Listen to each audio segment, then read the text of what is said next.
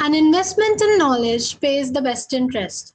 A very good morning to everyone. I, Soumya Sharma, first year law student at TIPS Dwarka, welcomes you all to this exclusive webinar on Capillate series on how to crack CLAT 2021.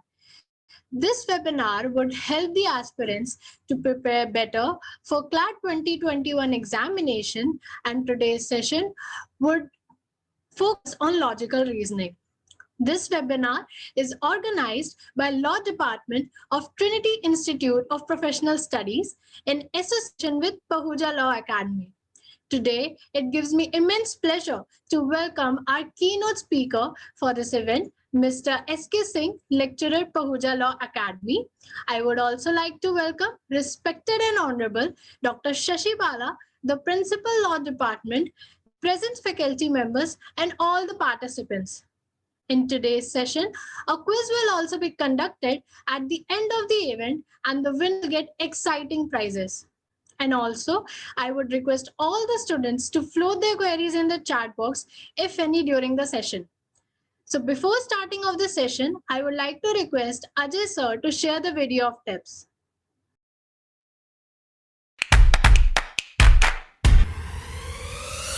Want to become a data scientist or a product manager? Or you want to create your own content and become the next YouTube sensation?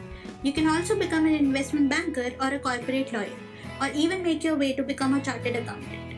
Possibilities are endless, and for that, Tips is the best place to be. Want to find out why? Come on, let's see.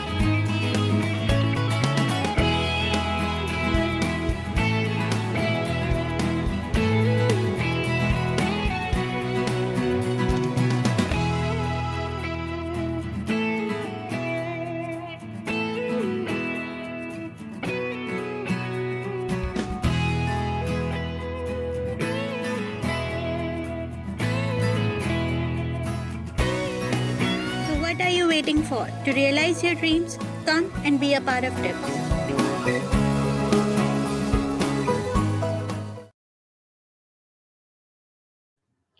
Thank you, sir. Learning is an experience, and everything else is just information. Now, it's an honor for me to welcome our keynote speaker, Mr. S.K. Singh, to provide us with great learning experience.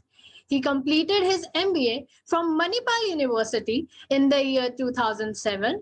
He has teaching experience of 13 years in top coaching institute of India, namely Paramount, Pioneer, Synergy, Destination IAS, GS World, Dhaya IAS, Patanjali IAS, Tapasya Academy, and Smith IAS. He's presently working as a lecturer at Pahuja Law Academy. Thank you, sir, for your warm presence, and I would request you to kindly guide the gathering. Good morning, all of you. Thank you, ma'am. Thank you so much. सबसे पहले मैं आप सभी बच्चों का हार्दिक स्वागत करता हूं। आई होप सो आप लोग मुझे सुन पा रहे होंगे। आज की क्लास रीजनिंग पर है और सबसे महत्वपूर्ण टॉपिक होता है किसी भी एग्जाम के लिए रीजनिंग।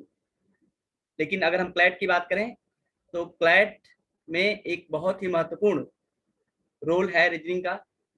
आइए आज इस पर हम बात करते हैं। So welcome all of you on reading class. Thank you, Soumya. Good morning, Dr. S. Wala. Good morning, all of you.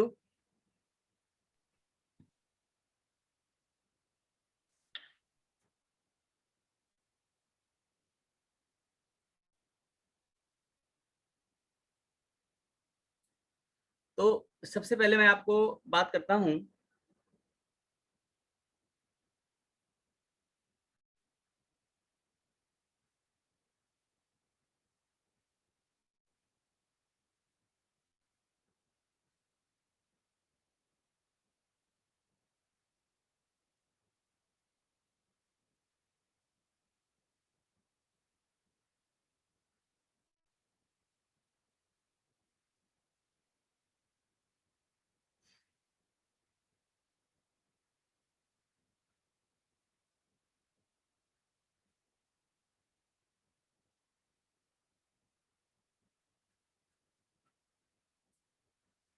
Welcome all of you.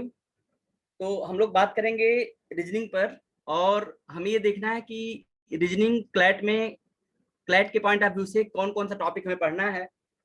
और इस पर कुछ टॉपिक पर मैं आपको बताऊंगा कि जब हम तैयारी करते हैं तो क्या क्या ध्यान रखना चाहिए। तो सबसे पहली बात कि अगर हम बात करें रीजनिंग की, तो रीजनिंग में कुल तीन सेक्शन होते हैं। There are 3 sections. इसके कुल 3 सेक्शन होते हैं। जो पहला सेक्शन होता है, जो फर्स्ट सेक्शन होता है, इसको हम लोग कहते हैं इसको हम लोग कहते हैं वर्बल रीजनिंग्स। जो दूसरा सेक्शन होता है, इसको हम लोग बोलते हैं नॉन वर्बल रीजनिंग। और जो तीसरा सेक्शन है, जो थर्ड सेक्शन है, इसको हम लोग कहते हैं एनालिटिकल रीजनिंग्स। तो रीजनिंग में कुल हमारे पास 3 सेक्शंस हैं जिस पर हमें बात करनी है। The first one section is the verbal reasonings, second one जो है वह नॉन वर्बल्स है, और थर्ड जो है एनालिटिकल रीजनिंग्स है। तो हम लोग स्टार्ट करेंगे सबसे पहले वर्बल रीजनिंग से। ठीक, तो चलिए हम इसको शुरू करते हैं। और आप देख सकते हैं, जैसे मैं कुछ टॉपिक लेता हूं, जैसे मानिए कि हम पहला टॉपिक लेते हैं, फर्स्ट टॉपिक, और इसका नाम है कोडिंग डिकोडिंग। Coding decoding. ठीक, सबसे पहला टॉपिक रीजनिंग का, जहां से रीजनिंग को शुरू किया जाता है, कोडिंग डिकोडिंग का होता है। आइए हम सबसे पहले कोडिंग डिकोडिंग पर कुछ बात करते हैं। कोडिंग डिकोडिंग की अगर हम बात करते हैं तो सबसे पहले देखिए, इसमें यहां से हम बात करेंगे अल्फाबेट पर। अल्फाबेट का मतलब ए, B, C, D, E, F. तो अगर हम देखेंगे इस तरह से, तो आप कहेंगे कि सर लास्ट में आएगा एक्स, वाई और जेड। टोटल 26 लेटर्स, जिसमें हमने स्टार्ट किया ए से। रीजनिंग ये कहता है कि अगर हम यहाँ पर ए को देखें, तो ए का एक नंबर दिया जा सकता है, इसको हम कहेंगे 1। इसी तरह बी को हम कहेंगे 2, सी को कहेंगे हम 3, डी को कहेंगे हम 4, ई को कहेंगे हम 5, एफ को कहेंगे हम 6। आपने देखा कि according to their order we can put A1, B2, C3। और इसी तरह से बच्चों आप ये देखिएगा कि जब हम यक्स पे पहुंचेंगे तो ये होगा 24, ये होगा 25, ये होगा 26। मतलब अगर हमें कोडिंग डिकोडिंग पढ़ना है तो हमें पहला जो पॉइंट है वो ये ध्यान रखना पड़ेगा कि ए को 1, बी को 2, सी को 3, डी को 4, यानी हमने क्या किया, इसकी नंबरिंग कर ली। अब इस पे जरा देखिए, मैं आपको एक क्वेश्चन बताता हूं, जरा आप ध्यान दीजिएगा। जैसे एक क्वेश्चन है, इन अ सर्टेन लैंग्वेज, और एक सिंपल सा है GO, गो, और गो का कोड दिया गया है 715। ठीक, in a certain language code of GO is 715। find the find the code of come find the code of come in the same language। find the code of come in the same language। तो आप इसको कैसे करेंगे भाई? ये पहला question है, अगर आप इसका जवाब देना चाहें तो आप बता सकते हैं। बहुत छोटा सा और बहुत प्यारा क्वेश्चन, इसका जवाब आप दे सकते हैं।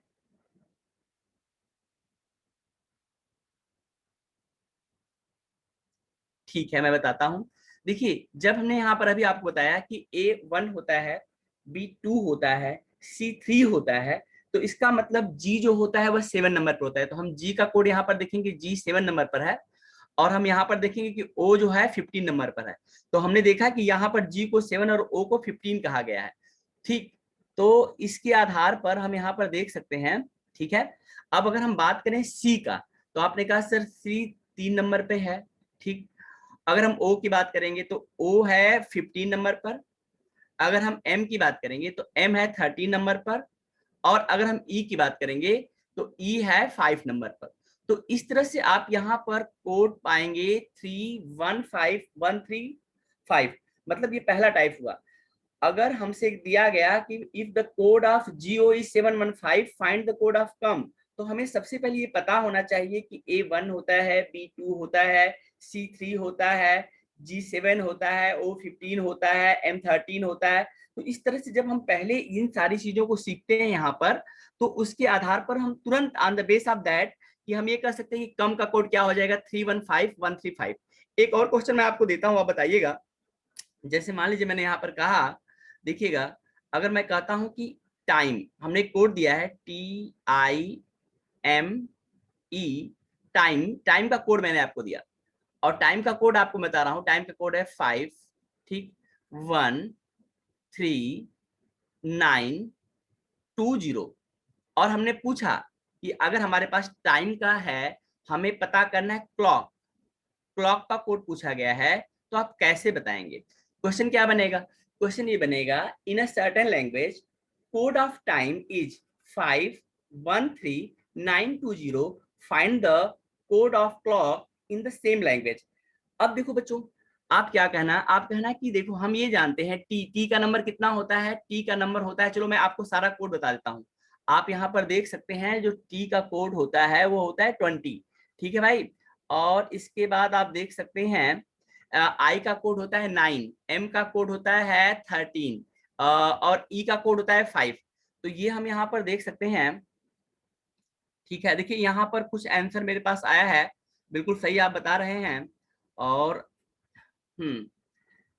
तो मैं ये मेरे पास आंसर आया है, और बिल्कुल सही बता रहे हैं आप।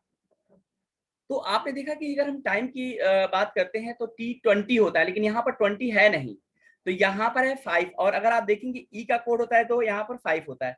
तो आप ये कह सकते हैं कि हम सबसे पहले क्या करते हैं, यहाँ पर हमने ई का कोड जो है मार्क किया है। फिर उसके बाद एम मीड होता है, मतलब 30 नंबर पर होता है। उसके बाद आप देख सकते हैं कि उसके बाद यहाँ पर आई का कोड मार्क किया गया होगा, और उसके बाद लास्ट में टी का कोड मार्क किया गया होगा। तो जब आप इसको बनाओगे ना बच्चों, तो सबसे पहले आप इसको कहाँ से बनाओगे, फिर आप इसको के से बनाओगे। अच्छा, के का कोड होता है 11, अच्छा, सी का कोड होता है 3, ठीक है। उसके बाद आप ओ का कोड देख सकते हैं, ओ का कोड होता है यहाँ पर 15। फिर आप एल का देख सकते हैं, एल की वैल्यू होती है 12, और फिर क्या होता है सी का 3। तो इस तरह से आपने इस कोड को बताया। तो आप देखेंगे कि यहाँ पर हमें कोड भी याद करना है, प्लस हमें ये पैटर्न पकड़ना पड़ता है कि जो क्वेश्चन पूछा गया है उसमें कोडिंग किधर से की गई है। अच्छा, एक क्वेश्चन और देखिए, देखिए जरा। अब मैं आपको पहले 2-3 क्वेश्चन दिखाता हूं।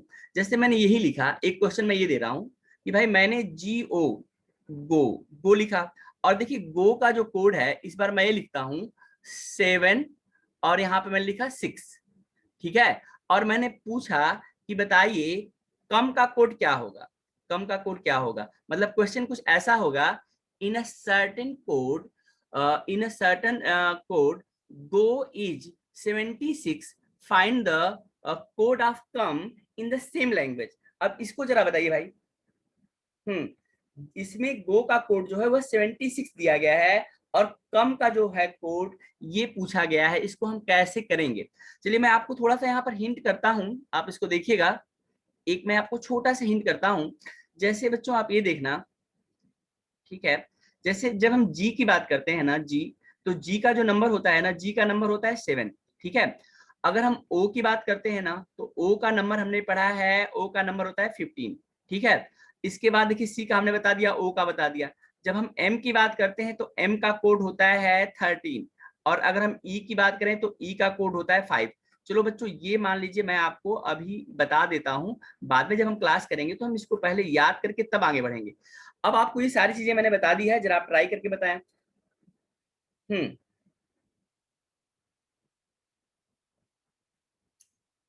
बिल्कुल सही प्रयास आप लोग कर रहे हैं। देखिए हमने यहाँ पर हम लोग पहला टॉपिक है और इसको हम लोग बोलते हैं कोडिंग एंड डिकोडिंग। ये वर्बल रीजनिंग्स का पहला पार्ट है, जिसमें मैंने आपको ये बताया कि अगर हम in a certain language code of GO is 76, find the code of come in the same language. इसके पहले के दो क्वेश्चन आपने तुरंत बताया, उसमें क्या था कि एक सीधे ऑर्डर में था। जब हमने ये वाला देखिए क्वेश्चन दिया था, इसमें हमने लिखा था 715, तो आपने देखा था यहाँ पर सीधा सीधा कोड है, जी का 7 और ओ का 15 लिखा गया था। लेकिन यहाँ पर कुछ ऐसा नहीं है, यहाँ पर कोड क्या कर दिया, जी की जगह पे तो 7 लिखा है, लेकिन ओ की जगह पर इसने 6 यूज किया है। तो how to value of O is 6, ये आपको फाइंड आउट करना है। तो यहाँ पर ना मैं आपको एक बात बताना चाहता हूँ, एक वर्ड होता है, इसको हम बोलते हैं डिजिटल, इसको हम बोलते हैं डिजिटल सम, ठीक है। या हम इसको ये कह सकते हैं कि किसी भी अल्फाबेट का कोड जो है वह 1 डिजिट में कैसे हम बनाएं। तो इसका एक तरीका होता है बच्चों, जैसे मान लो अगर हम जी की बात करें तो जी का कोड तो 7 है, तो ये 1 डिजिट में है, तो ये हमें कोई प्रॉब्लम नहीं दे रहा है। लेकिन जब हम ओ के कोड की बात करते हैं तो ओ का कोड कितना है, यहाँ पर 1 और 5 यानी 15 होता है। तो हम क्या करते हैं, अगर हमें इसको 1 डिजिट में बनाना है तो हम 1 और 5 से कुछ ऐसा करेंगे जिससे कि ये क्या बन जाए, ये 6 बन जाए। अच्छा आप ये देखना कि इफ वी सम 1 और 5, अगर हम क्या करते हैं 1 के साथ में अगर 5 को यहाँ पर ऐड कर देते हैं तो 1 + 5 दैट इज इक्वल टू, यहाँ पे क्या हो जाएगा बताइए, यहाँ पर क्या हो जाएगा, 6 हो जाएगा। तो यहाँ से आप एक चीज देखना कि जब आप 1 में 5 को ऐड करते हो ना, तब यहाँ से 6 बनता है। तो अब इस कोडिंग डिकोडिंग के केस में ये जो केस है, जो पहले के दो केस हैं उससे इसका लेवल अब आगे बढ़ा है। तो आप देखेंगे कि यहाँ पे हमने क्या बताया कि यहाँ पर डिजिटल सम का कॉन्सेप्ट यूज करके ये कोडिंग की गई है। अच्छा अब हम क्या कर सकते हैं, अब देखिए हम यहाँ पे लिखेंगे भाई देखो सी का कोड तो 3 होता है, तो कोई प्रॉब्लम नहीं है। लेकिन जब हम ओ का कोड देखेंगे तो ओ का जब आप डिजिटल सम करोगे तो ये 6 आएगा, तो यहाँ पर ओ का कोड कितना हो जाएगा, 6 हो जाएगा। अच्छा जब आप एम का कोड करेंगे तो एम का देखिए कोड कितना आ जाएगा, एम का 3 + 1 दैट इज इक्वल टू कितना हो जाएगा, यहाँ पे 4 हो जाएगा। अच्छा ई का करने की जरूरत नहीं क्योंकि 1 डिजिट में है, तो इस तरह से आप इसको बता सकते हैं ई का कोड कितना हो जाएगा, 5 हो जाएगा। तो बहुत आराम से आप इसको बता सकते हैं। बट अभी तो मैं आपके साथ में हूं, तो ये सारा चीजें आपको प्रैक्टिस करना पड़ता है, इसके जितने भी डायमेंशन है उसको थिंक करना पड़ता है कि इसमें किस रीजन से ये चीज ऐसे बनाई गई। एक क्वेश्चन और आपके लिए, जरा देखिएगा, देखें, आई होप से आपकी समझ में आ गया होगा। आप में से एक बच्चे ने इसका आंसर दिया है, बिल्कुल सही आपने दिया है बच्चे जवाब इसका। आपको मैं एक क्वेश्चन और दे रहा हूं, आप इसको बताइएगा, ठीक है। देखिए मैंने एक बहुत छोटा सा कोड दे रहा हूं, CAT, कैट, ठीक है। कैट का कोड बहुत ध्यान देखिएगा, मैं बता रहा हूं, इसका कोड है 213, ठीक है, 213। अब मैं आपसे पूछ रहा हूं कि डॉग का जो कोड है वो क्या होगा। मैं आपको हिंट करता हूं, यह क्वेश्चन डिजिटल सम पर कोड किया गया है। तो कैसे आप इसको बनाएंगे भाई, चलिए ये लिखा गया कैट का कोड। चलिए मैं आपको बता देता हूं, एक चीज और बताता हूं, जो सी होता है ना, सी का जो कोड होता है वह होता है 3, जो ए होता है ना, ए का कोड होता है 1, और अगर हम टी की बात करें बच्चों तो टी का जो कोड होता है वह होता है 20, वो होता है 20, ठीक। अब इसी तरह मैं अगर आपको डी बताऊं तो डी का कोड जो होता है वो होता है 4, ठीक है। अगर हम ओ की बात करें तो ओ का कोड होता है the code of O is equal to ये 15 होता है। अगर हम जी की बात करें तो हम जी का जो कोड होता है वो होता है 7, आप यहाँ पे देख सकते हैं। तो जरा इसको आप देख के बताएं कि इसका कोड क्या होगा। हाँ एक आंसर मेरे पास आ गया है, आपने बताया कि इसका कोड होगा सर 764, बिल्कुल आप सही बता रहे हैं। देखिए इस बार हमने क्या किया है, रिवर्स ऑर्डर किया है, प्लस क्या किया है, हमने डिजिटल सम के कॉन्सेप्ट यूज किए हैं। तो हम ये देख सकते हैं कि देखो, अगर यहाँ पर आप ध्यान देखिएगा, अगर हम यहाँ पर बात कर रहे हैं, आपको बताने का छोटा सा प्रयास कर रहा हूं, आप इसको देखिएगा। अगर हम यहाँ पर जैसे ये देखें कि टी, तो टी का जो कोड है वो 2 है। अगर हम टी का कोड देखते हैं तो टी का कोड होता है 20, तो 20 से 2 कैसे बनेगा। तो आप ये देख सकते हैं कि अगर हम 2 + 0 को सम करेंगे, यानी इसका हम डिजिटल सम निकालते हैं 2 + 0, तो इसकी वैल्यू क्या आती है, 2 आती है। तो पहले टी का कोड किया गया है, फिर ए में 1 ही डिजिट में है तो इसमें कुछ सम नहीं करना है, सी का भी कोड 1 डिजिट में है तो इसमें कोई सम नहीं करना है। तो इस तरह से इसका कोड क्या आ जाएगा 213। इसी प्रकार से जब यहाँ पर आप जी का कोड करते हो तो जी का नंबर होता है 7, तो यहाँ पर ये 7 ही रहेगा। लेकिन जब आप ओ का कोड करते हो तो ओ का कोड होता है 15। अब 15 का जब आप डिजिटल सम करोगे तो 5 + 1 दैट इज इक्वल टू यहाँ पे कितना आएगा 6 आएगा, और डी है, डी का कोड कितना हो जाएगा 4 हो जाएगा। तो इस तरह से बच्चों आप यहाँ पर देखना कि जब कोड ऑफ डॉग जो होगा वो हो जाएगा 764। बहुत अच्छा आपने जवाब दिया। चलिए मैं एक क्वेश्चन और आपको लेके चलता हूं। अब इस क्वेश्चन का आप जवाब देखिएगा क्या होगा। So come on the next question. ये बड़ा इंटरेस्टिंग टॉपिक होता है। अगर हम बात करते हैं रीजनिंग की, और अभी हमने पहला टॉपिक लिया है कोडिंग डिकोडिंग का। बेसिकली आप एक चीज समझो, रीजनिंग क्या करता है कि हर एक चीज में थिंक करना, हाउ टू थिंक ना, पूरा हाउ, इसके अंदर लॉजिक्स क्या है, मतलब किस रीजन से ये चीज हो रही है, ये सारी चीजें आपको पकड़नी होती है क्वेश्चन टू क्वेश्चन।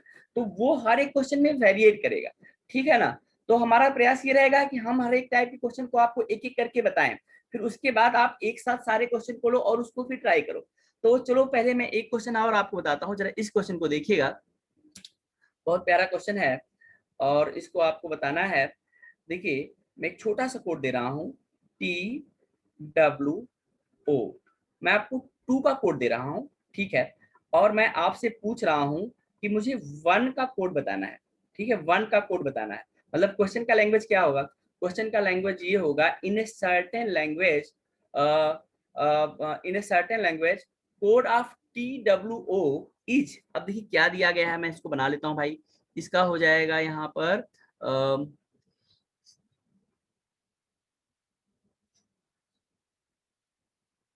इसका कोड दिया गया है 58, ये दिया गया 58, ठीक है, 58 दिया गया है इसका कोड। कहा गया है कि in a certain language code of TWO is 58 और find the code of 1 in the same language. ये क्वेश्चन आपको बनाना है, जरा आप इसको ट्राई करें। आप ये देखें कि TWO को 58 क्यों कहा गया, बस ये आपको थिंक करना है। रीजनिंग में देखिए कोई रूल्स नहीं है, कोई नियम्स नहीं है, लेकिन हाँ इसमें होते हैं लॉजिक्स। तो आपको ये देखना पड़ेगा कि ये TWO को 58 कैसे लिखा, क्यों लिखा। अगर वो आपने लॉजिक से पकड़ लिया तो फिर आपसे 1 का पूछे, 3 का पूछे, 7 का पूछे, 19 का पूछे, 25 का पूछे, आप उसको तुरंत बता दोगे। तो जरा आप इसको ट्राई करके बताओ। देखिए मेरे पास एक आंसर आया है, मैं भी बताने का प्रयास करता हूं आपको। चलिए मैं आपको थोड़ा सा यहाँ पे हिंट करता हूँ। सबसे पहले मैं आपको बताऊं कि यहाँ पे जो नंबरिंग दी गई हैं, टी का जो कोड होता है वो होता है, टी की वैल्यू होती है 20, डब्लू का जो कोड होता है ये होता है 23, क्योंकि एक्स होता है 24। अच्छा ओ जो होता है, ओ का नंबर होता है 15, ओ का नंबर होता है 15। ऐसे ही अगर हम एन की बात करें तो एन का जो नंबर होता है बच्चों वो होता है 14। और अगर हम ई की बात करें, अगर हम ई की बात करें तो आप देख सकते हैं ई की जो वैल्यू होती है 5। देखिए मेरे पास अब आंसर आप में से कई लोग बता रहे हैं, मेरे पास शिवम का आंसर आया है और मेरे पास जो है प्रखर का आंसर आया है। लगातार आप लोग मेरे प्रश्न का आंसर दे रहे हैं, बहुत अच्छा प्रयास है आप सभी बच्चों का। और जब आप ज्यादा से ज्यादा बच्चे इस क्वेश्चन का आंसर दोगे तो मुझे लगेगा कि मैं कुछ ठीक पढ़ा रहा हूँ, ठीक है। तो आपका जब भी कोई आंसर आता है जरूर आप टाइप करें, जो भी आपका आंसर आ रहा है आप कोशिश जरूर करो, ताकि मुझे ये पता चले कि जो बताया जा रहा है आप उसको कैच कर रहे हो या नहीं कर रहे हो।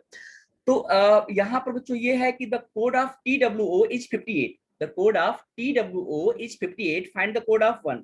तो जरा देखा जाए भाई कि देखो अगर हम इसका डिजिटल सम भी करेंगे ना तो इसमें 3 डिजिट हो जाएगा, क्योंकि 3 लेटर्स है तो डिजिटल सम करेंगे तो 3 डिजिट हो जाएगा, लेकिन यहाँ पर क्या है 2 डिजिट में है।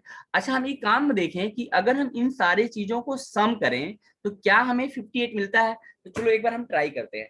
तो अगर मैं ऐसा करता हूँ कि 20, T20, W 23 और O का कोड होता है 15, अगर मैं इनको यहाँ पर सम करता हूँ, अगर मैं इनको सम करता हूँ तो मैं देखूंगा कि सम करने के बाद देखो 5 + 3 = 8 and 2 to 4 + 1 that is equal to 5।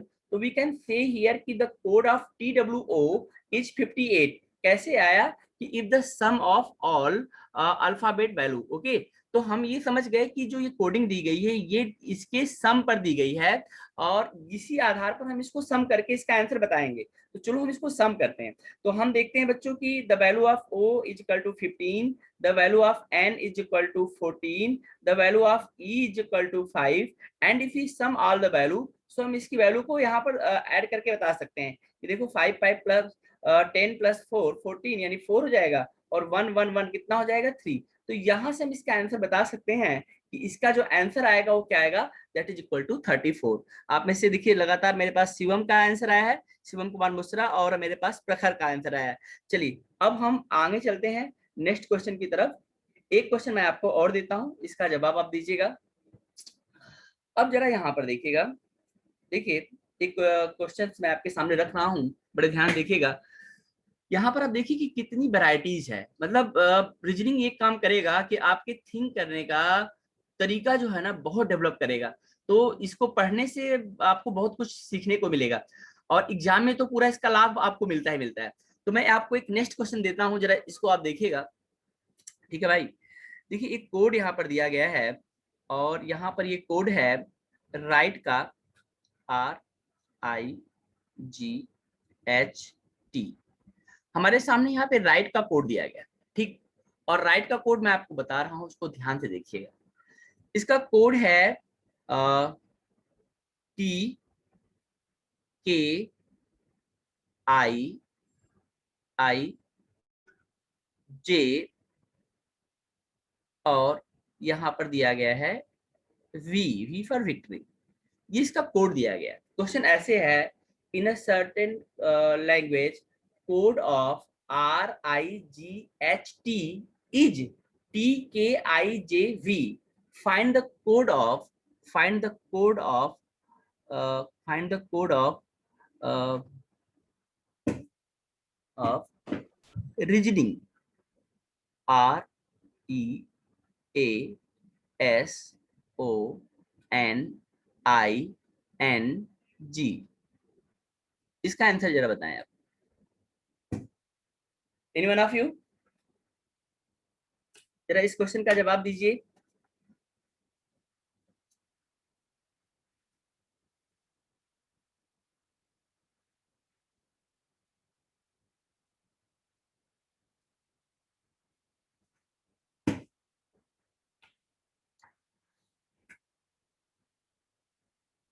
अभी तक किसी बच्चे ने कोई जवाब नहीं दिया है, जरा आपको प्रयास करना पड़ेगा।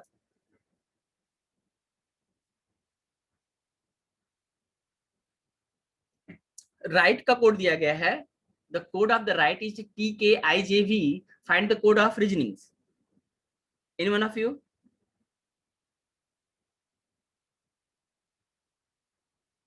ओके, चलिए मैं बताता हूं, आप इसको ध्यान से देखिएगा। सबसे पहले मैं आपको, ओके, मेरे पास एक बच्चे का आंसर आया है, प्रखर का आंसर आया है।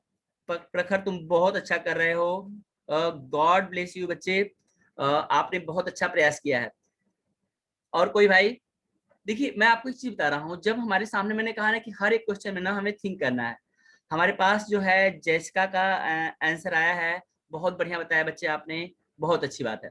देखिए अब आप लोग थोड़ा थोड़ा इस चीज को समझ गए हैं कि हम लोग जो हमारे पास ये क्वेश्चंस होते हैं इसमें हमें यहाँ पर क्या करना पड़ता है, इसके अल्फाबेट से इसके अल्फाबेट को हमें कनेक्ट करना पड़ता है।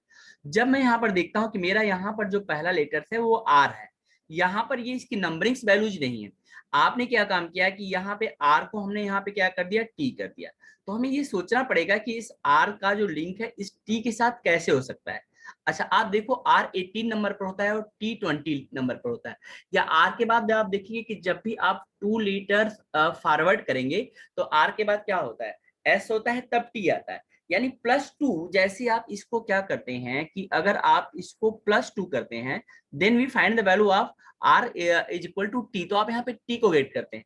सेम एज अगर मेरे पास I है और I में अगर मैं +2 करता हूँ तो I का होता है 9, 9 + 2 इज इक्वल टू क्या हो जाएगा, K हो जाएगा। ऐसे ही अगर आप G को लें, G में अगर आप ऐसे ही आप G को लें तो G को आप देखेंगे, G में +2 करके आप देख लें, या H में +2 करके देख लें, या T में +2 करके देख लें। तो हमने देखा कि जितने भी यहाँ पर लेटर्स हैं ये सारे +2 जंपिंग पर कोड किए गए हैं। तो इसका मतलब अब मुझसे जो भी कुछ पूछा जाएगा मैं उसमें क्या करने वाला हूँ कि उसमें मैं +2 ऐड करने वाला हूँ। तो देखो ये सिंपल सी बात समझो, जब आप यहाँ पर आप ये चीज समझ गए यहाँ पर +2 का कोड है, तो हम आर के बाद यहाँ पर एस नहीं बल्कि उससे अगला लेटर यहाँ पर टी रखेंगे। ई में +2 करेंगे हमें जी मिलेगा, और हमारे पास यहाँ पर ए है तो ए का जो कोड होगा उसको क्या करेंगे हम +2 करेंगे तो हमें सी मिलेगा। एस है, एस में हम +2 करेंगे तो आप यहाँ पर देख सकते हैं एस होता है 19, तो अगर हम +2 करते हैं तो हमें मिलता है यू। इसी तरह अगर हम ओ का देखेंगे तो यहाँ पर हमें मिलेगा क्यू। एन का आप देखेंगे तो हमें मिलेगा पी। आई का देखेंगे तो आई का हो जाएगा यहाँ पर के। एन का आप देखेंगे तो एन का हो जाएगा पी, और जी का आप देखेंगे तो जी का कोड हो जाएगा आई। यहाँ पर हमने क्या किया, इन दिस क्वेश्चन हमने क्या किया, सब लेटर्स में +2 ऐड किया। क्यों किया, क्योंकि जब क्वेश्चन को आप पढ़ते हैं तो जब जिस कोड को आप ब्रेक करते हैं वहां पे आपको देखना पड़ेगा कि what is the reasons, what is the logics. जब आप उस लॉजिक्स को रीड आउट करते हो ना तो आप उसके बाद तुरंत क्या करते हो, जो भी कुछ पूछा जाएगा उसको तुरंत आप बता सकते हो। चलो बच्चों मैं आपको नेक्स्ट आगे लेके चलता हूँ, आप ध्यान दीजिएगा। ये क्वेश्चन आपको समझ में आ गया होगा। यहाँ पर मैं आपको एक बात और बताता हूँ। देखो जो कोडिंग होती है ना, जैसे हमने यहाँ पर जब इस कोडिंग को देखा तो आप एक चीज ये कहते हैं कि सर इस पूरे क्वेश्चंस में सब जगह क्या था, +2 +2 +2, इस तरह से यहाँ पर कोड किया गया था। अब ये यहाँ पर ऐसा भी हो सकता है इसका ऑर्डर कि ये क्या कर सकते थे कि सब में जो है ये +3 ऐड कर सकते थे, +3 +3 +3, इस तरह से इसको ऐड कर सकते थे। ठीक, या ये ऐसा भी कर सकते थे कि सब में जो है यहाँ से -2 कर सकते थे, -2 -2 -2, इस तरह से इसको माइनस भी कर सकते थे। या ऐसा भी कर सकते थे कि पहले में किया +1, दूसरे में किया +2, तीसरे में किया +3, चौथे में किया +4, इस तरह का भी कोई कोड जनरेट किया जा सकता था। या ऐसे भी कर सकते थे कि यहाँ पे कर सकते थे -1, यहाँ पे कर सकते थे -2, यहाँ पे कर सकते थे -3, यहाँ पे कर सकते थे -4। तो इस तरह से डिफरेंट ऑर्डर्स में यहाँ पर ये आप देख सकते हैं कि इसमें से कुछ भी पैटर्न हो सकता है। तो वो हमें क्या करना पड़ेगा कि जाके उस लेटर का दूसरे लेटर के साथ उस कनेक्टिविटी को हमें पकड़ना पड़ता है बस। अच्छा ये कैसे आप कर पाएंगे, अब जब इसमें जितना ज्यादा से ज्यादा प्रैक्टिस करते हैं ना तब ये बात धीरे धीरे समझ में आती है। अभी तो मैं आपके सामने हूँ, आपको बता रहा हूँ तो आप पकड़ ले रहे होंगे, लेकिन जब इसमें आप प्रैक्टिस करेंगे तभी इस चीज को आप पकड़ पाएंगे। मेरी बात समझ पा रहे हैं? तो जैसे जैसे आप प्रैक्टिस करेंगे फिर आपको ये पता चलेगा क्या क्या पैटर्न हो सकता है, और जितना अच्छे से आप प्रैक्टिस करेंगे उतनी जल्दी आप इसको बना पाएंगे। एक क्वेश्चन और आपके लिए, जरा इसका जवाब आप दीजिएगा बहुत ध्यान से। एक छोटा सा क्वेश्चन मैं आपको दे रहा हूं, ठीक है, और आप इसको देखें। बहुत छोटा सा क्वेश्चन है, रेड का कोड मैं यहाँ पर दे रहा हूँ, ठीक है, और यहाँ से मैंने आपसे पूछा है, रेड का कोड मैं आपको दे रहा हूँ, और यहाँ से मैं आपसे पूछ रहा हूँ कि मैन का कोड क्या होगा, ये आपको बताना है। ठीक, बहुत ध्यान से बताइएगा। देखिए कोड बहुत अच्छे से समझिएगा, मैं यहाँ पर कोडिंग करने जा रहा हूँ, आप देखिएगा। यहाँ पर इसका कोड है S, ठीक, यहाँ पर इसका कोड है C, और यहाँ पर कोड है इसका W। यानी रेड का जो कोड दिया गया वह SCW दिया गया, और आपसे पूछा गया है कि कोड ऑफ मैन क्या होगा। अच्छा क्वेश्चन का लैंग्वेज क्या होगा, क्वेश्चन ये कहेगा in a certain language code of RAT is SCW, find the code of MAN in the same language. ये क्वेश्चन है बच्चों, जरा आप इसका जवाब दें। मैं आपको यहाँ पर चैट के माध्यम से देख पा रहा हूँ। So find out and tell me, so find out and tell me. एक आंसर मेरे पास आया है, जैसिका आपने सही बताया है। दूसरा आंसर मेरे पास यहाँ पर है प्रखर शुक्ला का, प्रखर आपने ठीक बताया है। और भाई बाकी लोग क्या कर रहे हैं, बाकी लोग यहाँ पर क्या कर रहे हैं? हमारे पास आंसर आया है शिवम कुमार मिश्रा का। शिवम आपने बहुत अच्छा किया है, क्योंकि अगर कैपिटल लेटर का यूज किया गया है तो हमें आंसर कैपिटल लेटर में देना चाहिए। बहुत सही आपने बताया है भाई, जल्दी जल्दी इस चीज को बताएं, ताकि देखिए एकदम छोटे छोटे क्वेश्चन मैं दे रहा हूँ ताकि आपको पहले ये सब चीजें समझ में आने लगी कि इसमें होता कैसे है। चलिए,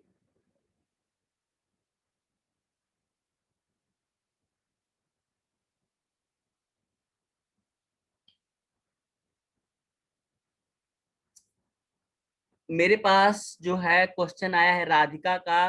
राधिका ने बताया है एनबीओ।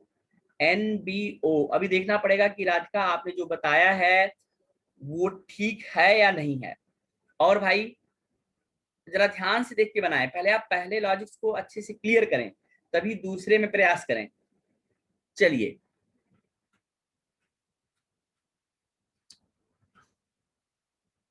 चलिए मैं आपको बताता हूं भाई।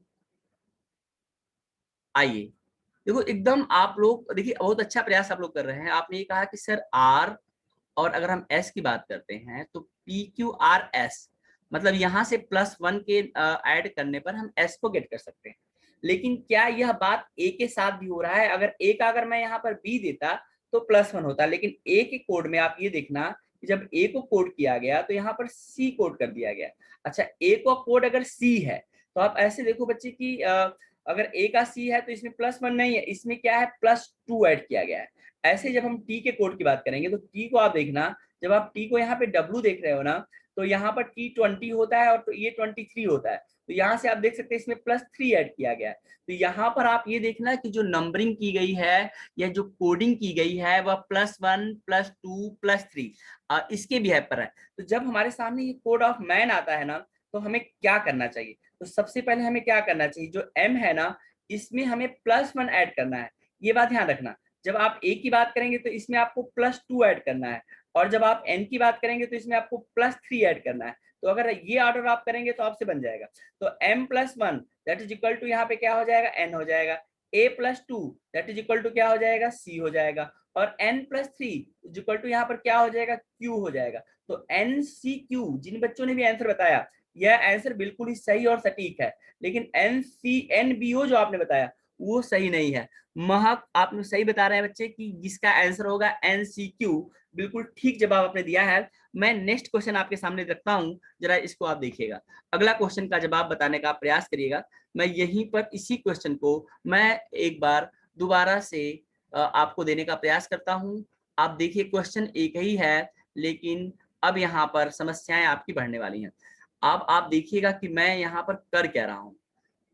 ठीक भाई, देखो इस क्वेश्चन को आपको बताना पड़ेगा। यहाँ पर एक छोटी सी बात है, और क्वेश्चन देखिए यही है, सेम है, रैट का ही कोड दिया गया है, लेकिन इस बार जो रैट का कोड दिया गया है उसको बहुत ध्यान से देखिएगा। रैट का कोड कुछ ऐसा दिया गया है। क्या दिया गया है, QZS, ये कोड दिया गया है। In a certain language, code of RAT is QZS, और यहां से आपसे पूछा गया है find the code of MAN, आपसे मैन का कोड पूछा गया है। अब देखो क्वेश्चन ये बदल चुका है, इसका आंसर आप बताएं। ज्यादा से ज्यादा संख्या में आप इसको बताने का प्रयास करें।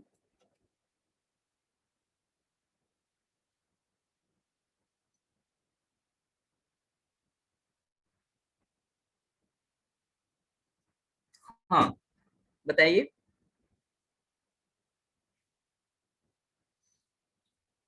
प्रखर बहुत अच्छा कर रहे हो बच्चे, राधिका बहुत अच्छा प्रयास है आप लोगों का।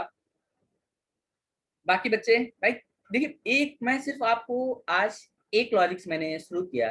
मैंने कहा कि आपको मैं बताऊं कोडिंग रिकोडिंग में कुछ वेरिएशंस होते हैं, उस पर मैं कुछ क्वेश्चन पर बात कर रहा हूँ, उसको लगातार बताने का मैं प्रयास कर रहा हूँ।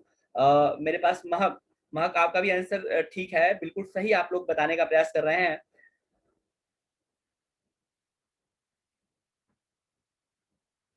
चलिए मैं एक बार देखता हूँ। देखिए जब हम यहाँ पर बात करते हैं RAT के बारे में बात करते हैं, और RAT का कोड यहाँ पर है QZS, ठीक है भाई, ये कोड आपके सामने आया।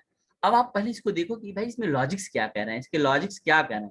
तो मैं कहता हूँ देखो R और Q का संबंध जो है ना वो +1 करके नहीं मिल सकता है, लेकिन अगर आप -1 कर दो, अगर आप -1 कर दो तो आप देखोगे R के जस्ट पहले आप पाएंगे कि क्यू होता है, क्यू के बाद आ रहा है, मतलब -1 करना पड़ता है।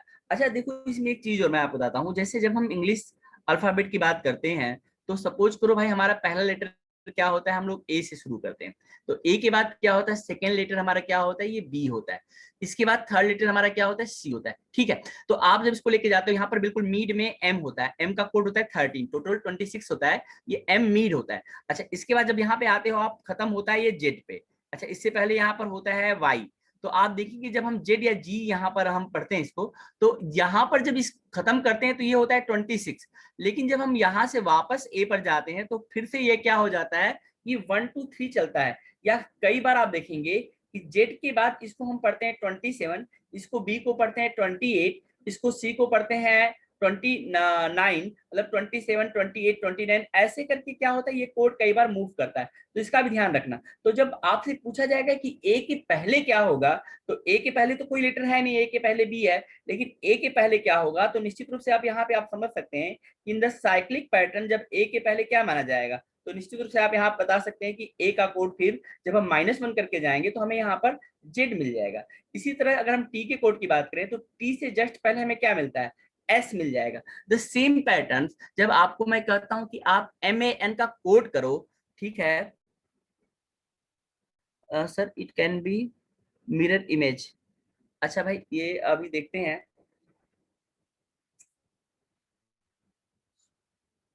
ठीक है। अच्छा भाई तो हम इसको देख सकते हैं, जैसे अगर हमारे पास यहाँ पर जैसे एम है ना, तो एम का कोड जो होता है ना बच्चे, एम का कोड कितना हो जाएगा, M13 होता है। अगर इससे हम पहले जाएंगे ना, तो एम के पहले हमारे पास क्या होता है, एल होता है। अच्छा ए के पहले हमारे पास क्या होता है, ए के पहले हमारे पास क्या होता है कि जेड होता है, और एन के पहले हमारे पास क्या होता है, एम होता है। तो हम 1 लेटर क्या करते हैं यहाँ पर, इस क्वेश्चन में हमने इसको माइनस किया, तो इसका कोड जो आपने बताया LZM। अब इन्होंने जेस्का ने इसमें एक बात कही है, sir it can be mirror image. अच्छा मिरर इमेज के बारे में हम लोग बात करेंगे, mirror image and water image पर हम लोग पूरी तरह से बात करेंगे, अभी वेट करिए जरा, ठीक है भाई, रुकिए अभी आएंगे इस टॉपिक पर। देखो मिरर इमेज को समझना होगा तो थोड़ा सा टॉपिक बदल जाएगा, वेट करो बेटा, उस पर आएंगे। अच्छा अब मैं इसी क्वेश्चन में ना वापस आता हूँ और इसी क्वेश्चन पर एक बात आपसे और करता हूँ, रुकिए यहीं पर हम रोकते हैं आपको। और ये बड़ा ही मजेदार है, आप इसको देखें कि भाई एक ही वर्ड के अलग अलग कोड, और इस बार जो मैं कोड दे रहा हूं आप देखिएगा कि थोड़ा सा आपको मेहनत करना पड़ेगा इसका कोड निकालने के लिए भाई, ठीक है। तो मैं ये जो है आपको दिखा रहा हूं यहाँ पर, जैसे ये क्वेश्चन आप यहाँ से देखिएगा। चलिए मैं आपको इसी क्वेश्चंस को अब थोड़ा सा डाइवर्ट कर रहा हूँ, और अगर ये क्वेश्चन आप बताते हैं तो मुझे लगता है कि थोड़ा सा आप कुछ बेहतर थिंक कर सकते हैं, ठीक है भाई। एक क्वेश्चन जो कि मैं आपको देने जा रहा हूँ, इसको बड़े ध्यान से आपको बनाना है और आप इसको देख सकते हैं, ठीक है भाई। अच्छा इसमें एक चीज और आप देख सकते हैं कि जैसे अगर हम इसको ऐसे भी कर सकते हैं कि R80 मेरे पास है ना, तो देखो हम इसको ऐसे भी कोड कर सकते थे भाई, टी का कोड हम इधर कर दें, ठीक है, ए का कोड हम यहाँ पे कर दें, और आर का कोड हम यहाँ पे कर दें, ये भी पैटर्न हम यहाँ पर यूज कर सकते हैं। अच्छा लेकिन अभी जो मैं क्वेश्चन देने जा रहा हूँ थोड़ा सा ध्यान से देखिएगा, मैं यहाँ पर इसका कोड देने जा रहा हूँ, ठीक, और बहुत अच्छे से इसको दे रहा हूँ। आपको इसके बाद बताना पड़ेगा कि जैसे यहाँ पर मैंने इसका कोड जो दिया है वो ये है कि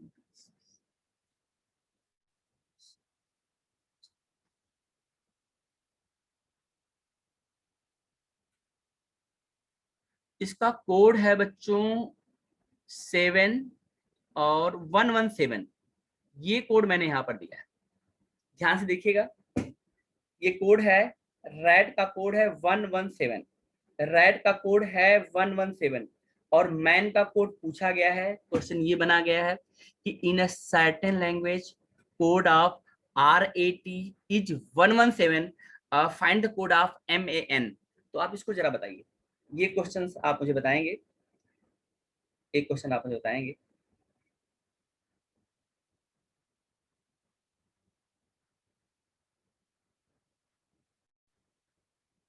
ये क्वेश्चन आप बताएं, एनी वन ऑफ यू, जरा आप इसको बताने का प्रयास करें।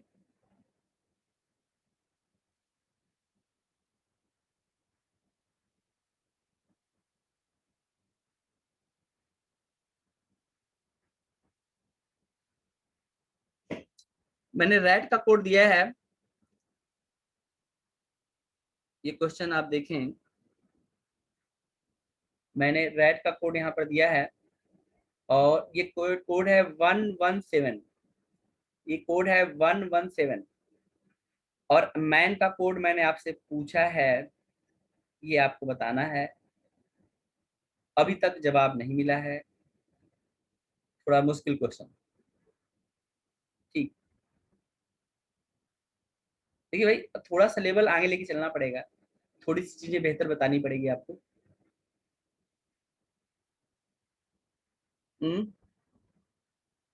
नहीं पता चला, ओके, चलो मैं इसको दोबारा से आपको बताता हूँ।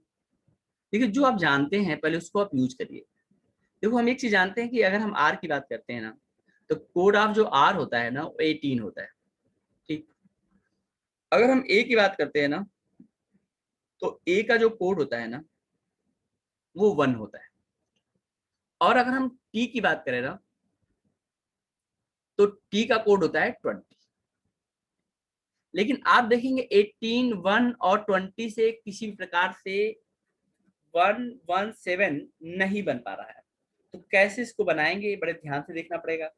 देखो मैं ये कहता हूं कि अगर मैं इसको सम करूं भी, अगर मैं इसको सम करता भी हूं, तो देखो 8 और 1 कितना हो जाएगा, यहाँ पर 9 हो जाएगा और 2 और 1 यहाँ पे कितना हो जाएगा, 3 हो जाएगा। तो मेरे पास इसका सम वैल्यू भी क्या हो गया है, ये इसका सम वैल्यू हो गया 39। ठीक, तो भी आप देखिए कि यहाँ पर 117 नहीं बना। तो अगर मैं इसको देखूं कि ये 117 कैसे बन रहा है, तो इसमें इस पर्टिकुलर इस क्वेश्चन में क्या किया गया है कि हर एक वैल्यू को अब तक क्या करते थे हम लोग, +1 +2 +3, 1 +2 +1 +2 +3 या 2 या 3 या 4 ऐसे ऐड करते थे। बट इस क्वेश्चन में कुछ ऐसा किया गया है कि इसमें सब में देखिए एक आंसर मेरे पास आया है, प्रखर। प्रखर आपने 74 बताया है, प्रखर आपका जवाब गलत है, अगेन ट्राई करें। तो मैं ये कहता हूं कि जब मेरे पास ये 117 आता है तो मुझे इस पे थिंक करना पड़ेगा कि 117 आया कैसे। तो मैं ये कहता हूं कि मैंने यहाँ पर इस क्वेश्चन में हर एक लेटर को 26 मूव कराया है, 26, 26 और 26। यहाँ पर मैंने हर एक लेटर में उसकी रियल वैल्यू +26, 26 और 26 इसमें हमने क्या किया, ऐड किया। तो ये चीज आप यहाँ पर देखोगे कि भाई 26, 26 और 26 अगर हम इसका सम करते हैं तो इसकी वैल्यू मेरे को मिलती है 78। तो मैं ये देखता हूँ कि जब मैं इस क्वेश्चन को बनाऊंगा तो निश्चित रूप से इसमें मुझे क्या करना पड़ेगा, +78 इसमें ऐड करना पड़ेगा। तो इफ वी सम 78, तो आप इसको सम करके देखना, इसकी वैल्यू मिल जाएगी हमें 117। बात समझ में आ रहा है? तो यहाँ पर आप ये देखना कि ये थोड़ा सा ना, जब इस तरह का कोई भी क्वेश्चंस में डिजिटल वैल्यू दिया जाता है तो वो आपको देखना पड़ेगा कि जो फ्लैक्चुएशंस है वो कैसे और क्यों बदल रहा है। इसी तरह से बच्चे अगर मान लीजिए मैं आपसे पूछता हूँ कि मैन का कोड क्या होगा, तो पहले तो हम ये जानते हैं कि भाई मैन का कोड निकालना है ना, तो एम का नंबर 13 होता है, ठीक है भाई, ए का कोड 1 होता है और एन का कोड मेरे पास होता है 14। जब मैं इसको सम करता हूँ तो इसकी वैल्यू मेरे को मिलता है 28, लेकिन आंसर 28 नहीं होगा। ईच वैल्यू के लिए मुझे 26, 26 और 26, मतलब इसमें मुझे क्या करना पड़ेगा कि 78 क्या करना पड़ेगा, यहाँ पर सम करना पड़ेगा। तो if we sum 78, so we find the right answer. तो आप इस पे देखिएगा 8 कितना हो जाएगा, यहाँ पे 16 हो जाएगा और 7 + 2 9 + 1 कितना हो जाएगा, 10 हो जाएगा। तो यहाँ से आप इसको देख सकते हैं कि जो इसकी जो वैल्यू आएगी वो कितनी आ जाएगी, 106 आ जाएगी। क्या आप मेरी बात समझ पा रहे हैं? तो यहाँ से हम बता सकते हैं कि कोड ऑफ जो मैन होगा ना वो 106 आएगा। क्या आप मेरी बात समझ पा रहे हैं? 106। महक आपने बताया था 314, नहीं बेटा 314 नहीं होगा। अभी मैंने इसका सोल्यूशन आपको बताया है कि इसका आंसर जो है वह आएगा 106। कैसे आया, उसकी रियल वैल्यू ईच नंबर के लिए 26 26 26 ऐड किया गया। यहाँ पर मैंने आपको कई सारे पैटर्न बताए कि कैसे हम लोग कोडिंग डिकोडिंग में इस तरह के पैटर्न को यूज करते हैं। अब एक पैटर्न जरा आप और देखो भाई, अभी आप पहले देखो, वेट करो जरा सा 1 मिनट, मैं आपको बताता हूँ, आप देखिएगा। ठीक, एक क्वेश्चन मैं आपको और दिखाता हूँ, आप इसको देखिएगा। हमारे पास इंग्लिश अल्फाबेट में टोटल 26 लेटर्स होते हैं, और इसमें एक चीज चलता है, अगर हम यहाँ से पहला लेटर लें ए और आखिरी से पहला लें जेड, ठीक है भाई, तो आप देखेंगे अगर हम दूसरा लेते हैं बी, यहाँ से हम दूसरा लेते हैं वाई, यहाँ पर हम लेते हैं सी, यहाँ पे अगर हम इसका देखें तो आ जाएगा मेरे पास एक्स। आप देखना कि ए को कई बार कोड कर दिया जाएगा जेड पे, बी का जो कोड होता है समटाइम्स इसको हम लोग वाई में कोड कर लेते हैं, सी का जो कोड होता है इसको समटाइम हम लोग एक्स में कर लेते हैं। और इसको जब क्लास होगी तो हम लोग एक एक चीज बड़े ध्यान से पढ़ेंगे और इसको याद करेंगे, या इसमें और क्या लॉजिक से, इसको हम लोग बाद में देखेंगे। लेकिन फिलहाल अभी चूंकि कम समय है तो मैं ज्यादा से ज्यादा बात आपको बता पाऊं, तो थोड़ा सा उस पैटर्न पर मैं चल रहा हूँ। तो ए का कोड यहाँ पर दिया गया है, बी का दिया है, सी का दिया है। ऐसे बच्चे अगर मान लीजिए मैं आपसे डी कहता हूँ तो डी का कोड यहाँ पर डब्ल्यू बनता है। अगर मैं ई का कोड दूं तो ई का कोड यहाँ पर वी बनता है। अगर मैं एफ का दूं तो एफ का कोड यहाँ पर यू बनता है। ऐसे मान लो अगर मैं यहाँ पर लास्ट में चला जाऊं 13 नंबर पर एम, तो एम का कोड मेरे पास क्या होता है, एन होता है। इसको हम लोग ये बोलते हैं कि ये रिवर्स ऑर्डर में कोडिंग की गई है। इसमें एक टेक्निकल बात और होती है, अगर हम ए का नंबर पूछते हैं तो आप बताते हैं कि 1 होता है, और अगर हम जेड का पूछते हैं तो आप कहते हैं 26 होता है। मैं कहता हूं अगर मैं इन दोनों को सम करूंगा तो क्या होगा, तो आप इसकी वैल्यू देखना, यहाँ पर इसका सम करने पे इसकी वैल्यू आएगी 27। मेरी बात आप समझ पा रहे हो। आप देखना जब भी आप किसी लेटर्स को लो और उसके अपोजिट लेटर्स को लो और इनको अगर आप सम करोगे ना तो इसका सम हमेशा 27 मिलेगा। ये चीज आप यहाँ भी देखो, देखो जो बी का कोड है वह कितना है 2 है, और वाई का कोड कितना है, वाई का कोड है 25। तो जब आप 2 + 25 ऐड करते हो, so that times we can find the 25 + 2 is equal to 27. Similar as the code of the C is equal to 3 and the code of X is equal to 24, and if the sum of the both, so we can find that is equal to 27. तो कोई भी ऐसा letter जिसके दोनों के सम 27 हो जाते हैं तो उनका जो होता है कोडिंग जो है वह रिवर्स ऑर्डर या अपोजिट ऑर्डर में होता है। आप ऐसे एक और देख लो, जैसे मैं लास्ट में चलता हूँ एम, अगर एम का कोड मैं पूछूंगा तो आपको पता है कि एम 13 नंबर का लेटर है और एन का नंबर कितना है 14 है। आप इनको सम करके देखो, जब आप सम करते हो ना 13 + 14, so we easily we can find that is equal to 13 + 14 that is equal to 27। तो हम यहाँ पे ये चीज देख सकते हैं कि sum of these two letters is equal to 27। I hope so ये चीज आपको समझ में आ रहा होगा। तो अभी देखो कि यहाँ पर अब तक हमने अपोजिट सीक्वेंस की बात नहीं की थी, अब जो क्वेश्चन मैं दूंगा उसमें हम लोग अपोजिट सीक्वेंस से बात कर सकते हैं। तो मैं आपके सामने एक क्वेश्चन रख रहा हूँ, आप उसको देखिएगा फिर इसका आंसर आप बताइएगा। ठीक है भाई, चलिए जरा इसको देखिए, इस क्वेश्चन को मैं आपको बता रहा हूँ। यहाँ पे आप देखें, एक शब्द है MATHS और एक शब्द है LOGIC। ठीक है भाई, हमने कहा कि MATHS का कोड मैं देने जा रहा हूँ, और कोड है भाई देखो NZGSH,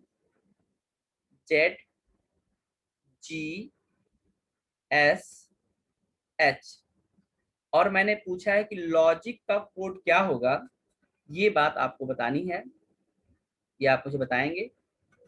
in one of you जरा इस क्वेश्चन को बताएं भाई। अभी तो आप बता सकते हैं क्योंकि मैंने अभी हिंट किया है आपको।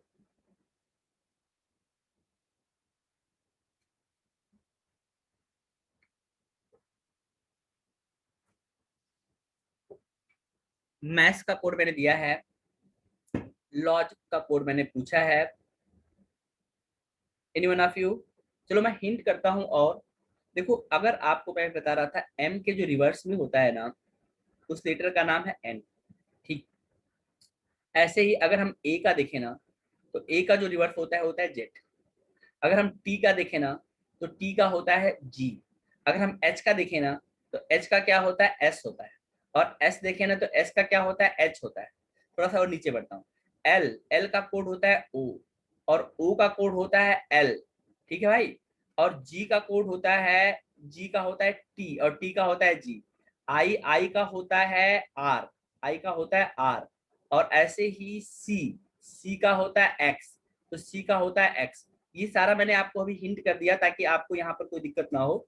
यहाँ पर आप ये देखिए कि अपोजिट होते हैं। जब मेरे पास M पूछेगा तो उसका N होगा, N पूछेगा तो उसका M हो जाएगा, A का Z और Z का A, G का T और T का G। तो ऐसे आप यहाँ पर साइड में ये भी देख सकते हैं, जो मैंने आपको कोड दिया है इसको भी आप यूज कर सकते हैं। बहुत अच्छा प्रयास कर रहे हैं। मेरे पास आंसर आना शुरू हो गया है, प्रखर ने आंसर बताने का प्रयास किया है, बाकी और भी बहुत सारे बच्चे मेरे साथ हैं, आप लोग अपना आंसर बताते रहें। आई होप सो कि अब आपको कुछ कुछ चीजें थोड़ी सी कोडिंग डिकोडिंग के टॉपिक में कुछ लॉजिक्स आपको समझ में आ रहा होगा। जरूर बताएं इसका आंसर।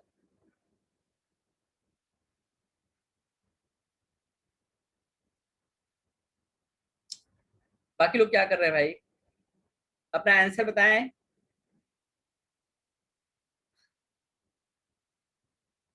देखिए हमने एक कोड दिया है ना, हमने यहाँ पर मैथ्स के बारे में आपको कोड दिया है, और मैं आपसे कहता हूँ कि लॉजिक्स का कोड क्या होगा। ठीक है, ये रीजनिंग क्लास चल रही है क्लैट के लिए, और पहला टॉपिक कोडिंग डिकोडिंग, जिसके कुछ बारीक बातें कि किस तरह से कोडिंग डिकोडिंग में कॉन्सेप्ट यूज किए जाते हैं, और कुछ क्वेश्चन के माध्यम से मैं आपके बीच में इस पर बात कर रहा हूँ। आइए देखते हैं। देखो सबसे पहली बात, जब आप ये देखते हो कि M का अपोजिट क्या होता है, आपने कहा N होता है, ठीक। A का अपोजिट क्या होता है, आपने कहा कि Z होता है। T का क्या होता है, G होता है। H का क्या होता है, S होता है। और S का क्या होता है, H होता है। तो ये हमने यहाँ से ये देखा कि सारे अपोजिट हैं। दूसरा मैंने तरीका क्या बताया था, इसके नंबर देखो। देखो M का जो नंबर है वो होता है 13, और जो N का नंबर होता है वो होता है 14। इनको सम करके देखो, the sum of the both is equal to 27। A का नंबर लेके जाओगे तो ये 1 होगा, और अगर Z का लोगे तो ये हो जाएगा 26। इनका सम करके देखो, 26 plus 1 that is equal to 27 हो जाएगा। T का देखोगे तो T होता है 20, और G का देखोगे तो G होता है 7। दोनों का सम करो, sum of the both 20 plus 7 that is equal to 27। तो इस प्रकार से sum of both is equal to 27, ये बात आपको समझ में आना चाहिए।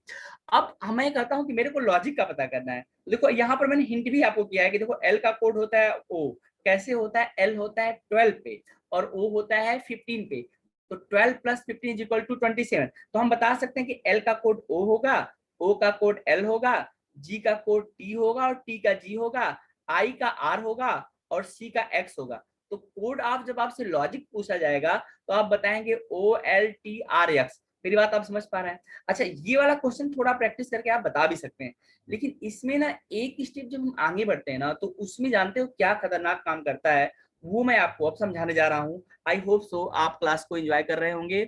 कोई दिक्कत अगर किसी बच्चे को आ रही है इस क्वेश्चन में तो आप पूछें। एनीवन ऑफ यू, आप में से किसी बच्चे को अब तक जो मैंने सिखाया है, बताया है, अगर आपको कोई प्रॉब्लम्स हो रही है तो बच्चे आप पूछें। Any problem, any problem? Accept कर ले रहे हो जो बता रहा हूँ, उस चीज को समझ पा रहे हो? ओके। तो इसमें ना एक चीज मैं आपको और बता रहा था, वो आप देखना। उसमें क्या करता है, ये एक मैं यहीं पर आपको बता रहा हूँ ये वाला क्वेश्चन दोबारा से।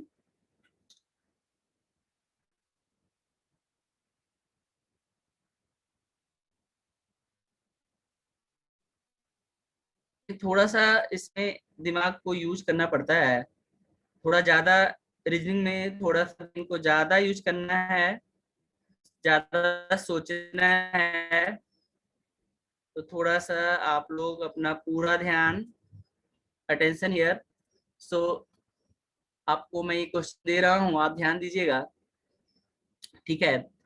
ये वाला केस आप जरा देखो भाई। देखो एक ना इसमें तरीका होता है, इसमें करता क्या है ना कि इसमें देखो 5 लेटर है, तो 5 में क्या करता है, जो मीड वाला होता है ना, मीड वाला, जैसे कि यहाँ पर टी है ना, तो इस टी का कोड यहाँ पे करेगा, लेकिन ए का जो कोड होता है ना वो ऐसे कर देगा क्रॉस में, ए का, फिर एम का, फिर टी का, फिर एस का, और फिर एच का। एक ये भी पैटर्न यहाँ पर यूज कर सकता है। इसका क्या मतलब है, देखो मैं बताता हूँ आपको। देखो होता क्या है, जैसे अब सबसे पहला जो लेटर आएगा ए का कोड आएगा, तो ए का कोड हमें पता है कि ए का कोड क्या होता है, जेड होता है। आप यहाँ से देख सकते हो ए का कोड क्या है, हमारे पास जेड है। अच्छा एम का कोड क्या हो जाएगा, एम का कोड आपने यहाँ से देखा होगा कि एन होगा, एन होगा।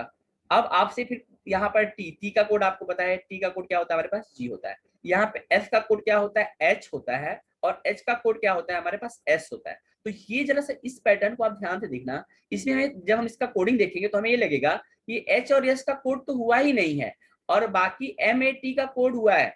मेरी बात आप समझ पा रहे हो? और जब ये क्वेश्चन डायरेक्ट आपके पास में आता है तो फिर आप कंफ्यूज हो जाते हो, जबकि हमें ये पता है कि एच का रिवर्स जो होता है, आप यहाँ पे देखो एस एच होता है, एस का अपोजिट एच होता है, एच का अपोजिट एस होता है। मतलब कोडिंग यहाँ भी की गई है, लेकिन इसमें पैटर्न भी बदल दिया गया, इसमें क्रॉस पैटर्न अपनाया है।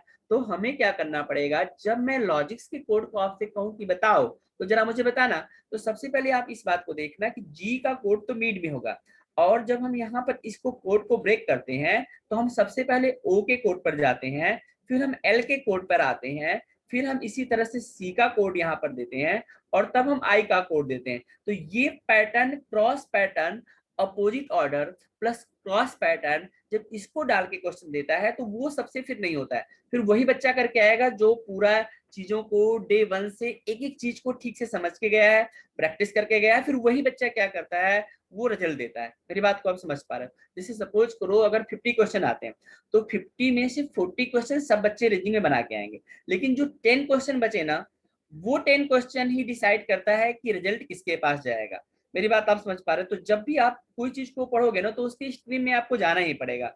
मतलब क्लैट में ऐसा नहीं है कि आप 40 करके आ गए तो आपका हो जाएगा, जो बच्चा सबसे बेहतर करके आएगा उसी का होगा। तो आप इसका ध्यान रखना। अब यहाँ से जब ये इस तरह के क्वेश्चन को अगर आप ब्रेक करना आपको आ रहा है, या आपका ब्रेन इस चीज को थिंक कर पा रहा है ना, तो आप समझो कि आप डिजर्व करते हो, you are deserve for the CLAT examination. चलो मैं इस क्वेश्चन को, भाई इसका आंसर बताओ। अब मैंने इसको बता दिया है कि in the certain language code of MATHS is ZNGHS, find the code of the logics LOGIC in the same language. Okay, tell me the answer. अब मैंने बता दिया है इसका पैटर्न, आप इसका आंसर बताएं, जल्दी बताओ भाई, रिप्लाई मी, आप इसको टाइप करें और बताएं।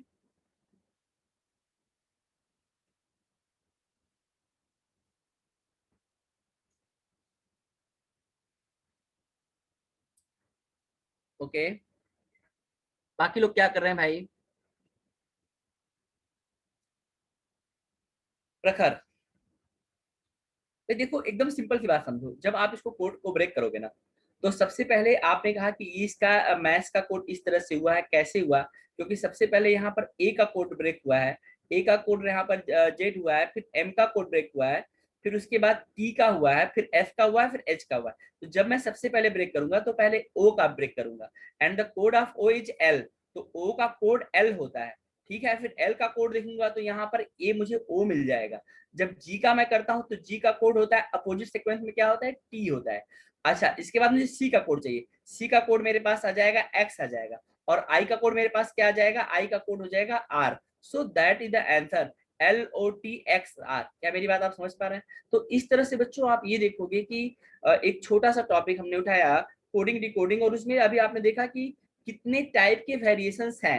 जैसे मान लीजिए इसमें कुल मान लीजिए 40 या 50 टाइप के वेरिएशन होंगे, जिसमें मैंने 10 या 12 टाइप पे भी बात किया होगा, तो थोड़ा सा आपको ये आइडिया लगा होगा कि किस तरह से हम लोग इस क्वेश्चन को कर सकते हैं।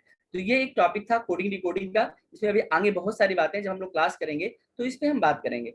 अगला एक टॉपिक मैं और आपको बताने का प्रयास करता हूँ। हमने आपको शुरू में एक बात बताई थी कि हम पूरे रीजनिंग को 3 सेक्शन में बांटते हैं। वर्बल रीजनिंग जिसमें ये सारे टॉपिक्स आएंगे, हमारा कोडिंग डिकोडिंग है, डायरेक्शन टेस्ट है, ब्लड रिलेशन है, पजल टेस्ट है, सीटिंग अरेंजमेंट है। इस तरह के टॉपिक्स जो होते हैं ये वर्बल रीजनिंग्स के पार्ट होते हैं।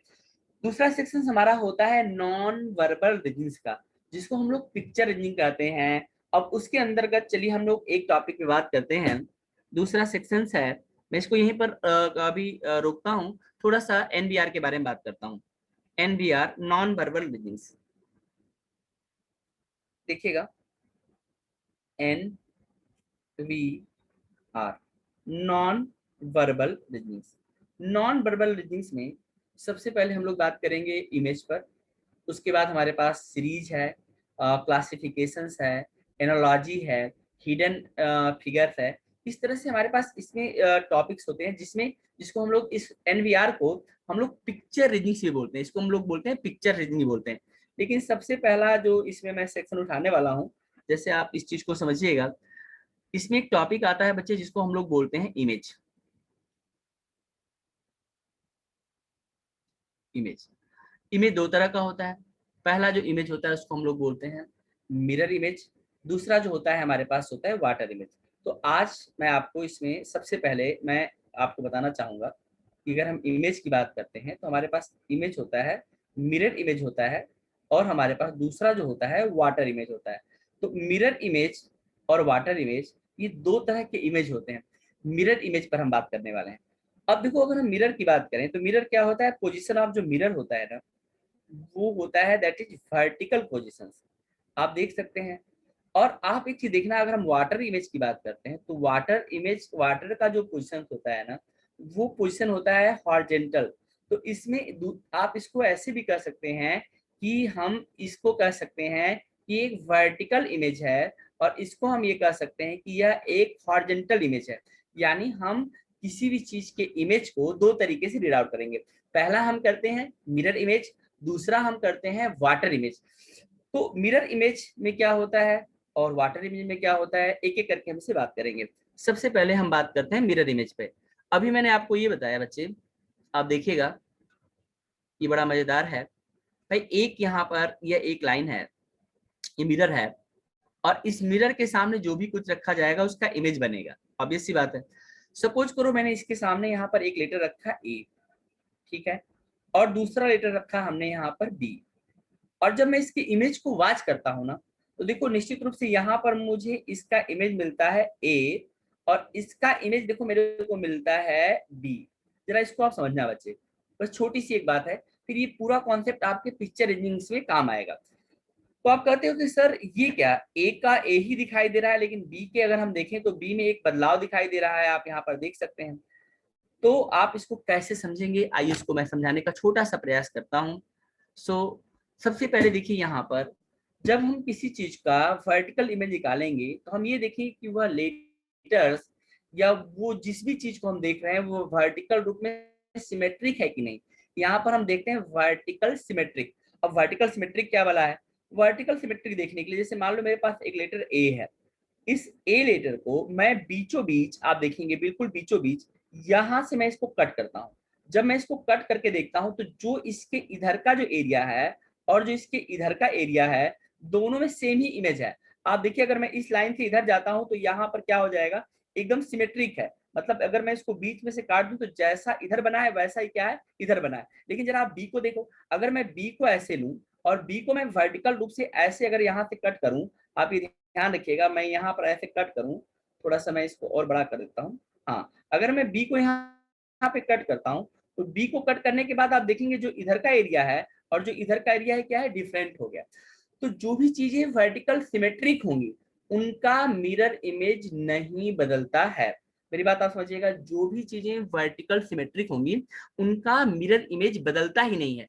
आप देखो, अच्छा बताओ सी का बदलेगा कि नहीं बदलेगा। देखा, सी को देखो, सी को देखो, जब बीच में से आप कट करोगे ना तो दोनों तरफ एक जैसा नहीं है। तो जब मेरे सामने मैं यहाँ पे सी को रखता हूँ ना, तो सी का जो इमेज बनेगा ना वो ऐसा बनता है, उल्टा बनता है। अच्छा, इसको आप ऐसे भी समझो कि जो भी चीज इस पॉइंट से यहाँ पर पास में होगी वही चीज इधर भी इस पॉइंट से पास में होगी। इसको यहाँ पर आप बी में और क्लियर देख सकते हो। जब हम बी की तरफ आते हैं तो हमें पहले सर्कुलर पार्ट मिलता है, तो यहाँ भी जब इससे जाएंगे कुछ दूर तो हमें पहले सर्कुलर पार्ट ही मिलेगा। तो आप यहाँ पर ये चीज देखना कि जब हम बी की बात करेंगे तो बी में आप देख सकते हैं कि यहाँ पर इस सर्कुलर पोजीशंस हैं जिसको हम यहाँ पर देख सकते हैं। अब सी की बात करो, देखो जब सी का मैं देखता हूँ तो सी से जब मैं इस लाइन से यहाँ पर सी के पास में जाता हूँ ना, तो क्या होता है कि इसका ओपन पार्ट मेरे को मिलता है। तो यहाँ पर जब मैं आऊंगा ना तो यहाँ पर भी मेरे को क्या मिलेगा, ओपन पार्ट मिलेगा। इसका मतलब समझो, जब हम एक फिक्स लाइन से, एक फिक्स मिरर से जब इक्वल डिस्टेंस ट्रेवल करते हैं ना, तो मिरर इमेज में क्या होगा, या किसी भी इमेज में, वो सेफ जो इधर की तरफ पहली बार मिलेगा वो दूसरी तरफ भी पहली बार ही मिलना चाहिए। तो इस करके यहाँ पर एक एक केस में चूंकि ए क्या है, वर्टिकल सिमेट्रिक है, तो जो भी लेटर वर्टिकल सिमेट्रिक होगा उसका मिरर इमेज क्या होगा, सेम होगा। और जो भी लेटर हॉरिजॉन्टल सिमेट्रिक होगा उसका वाटर इमेज क्या होगा, सेम होगा। और अगर कोई लेटर वर्टिकल और हॉरिजॉन्टल दोनों सिमेट्रिक है तो उसका मिरर इमेज और वाटर इमेज दोनों ही सेम होगा। 4 लेटर होते हैं जो वर्टिकल और हॉरिजॉन्टल सिमेट्रिक होते हैं, एच आई ओ एक्स। इस पर हम आगे बात करेंगे, पहले हम मिरर इमेज को अच्छे से क्लियर करते हैं। तो आप पहले ये देखो बच्चे कि हमने ए के बारे में बात किया, बी के बारे में बात किया, सी के बारे में बात किया, ऐसे आप डी ई एफ, ठीक है। आप चले जाइए, जब आप एच पे पहुंचते हो, जैसे मैंने यहाँ पे एक लेटर लिखा एच, अब एच को देखो।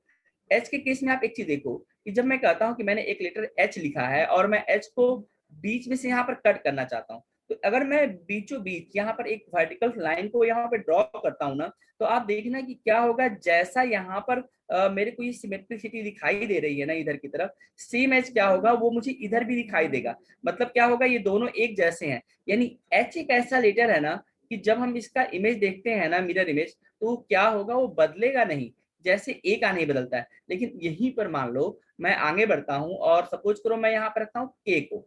अब आपको कहूंगा के, तो आप के को वर्टिकल सिमेट्रिक नहीं कह सकते, क्योंकि जब देखो आप के का बनाओगे ना तो के का जो इमेज बनेगा ना वो कुछ ऐसा बनेगा। जरा ध्यान देना आप, जब हम यहाँ से इस लाइन से इस इमेज से, ये जो हमारे पास मिरर है, आप यहाँ पे मिरर को देखें, मिरर से जब आप के की तरफ जाते हो ना बच्चे, तो आप ये देखना कि ये मेरे पास ये जो स्लैंट लाइन है वो मेरे को मिलती है। तो जब मैं यहाँ से मिरर की तरफ जाऊंगा तो मेरे को स्लैंट लाइन ही मिलेगा, तो इसीलिए के का इमेज क्या हो जाएगा, चेंज हो जाएगा। दूसरी तरफ के केस में क्या होता है, अगर हम के की बात करते हैं देखो, तो के केस में क्या होता है, अगर हम यहाँ से लाइन बीच में से कट करेंगे तो आपको सिमेट्रिक नहीं मिलेगा, जो लेफ्ट में है वो राइट में नहीं मिलेगा। तो ये जरूर ध्यान रखना कि जो चीजें वर्टिकल सिमेट्रिक होंगी उनका मिरर इमेज चेंज नहीं होता है। बाकी इसमें जो चेंज होता है वो होता क्या है, जो भी चीजें अल्फाबेट या वर्ड्स में लेफ्ट में है वो राइट में चली जाती हैं, जो राइट में है वो लेफ्ट में चला जाता है।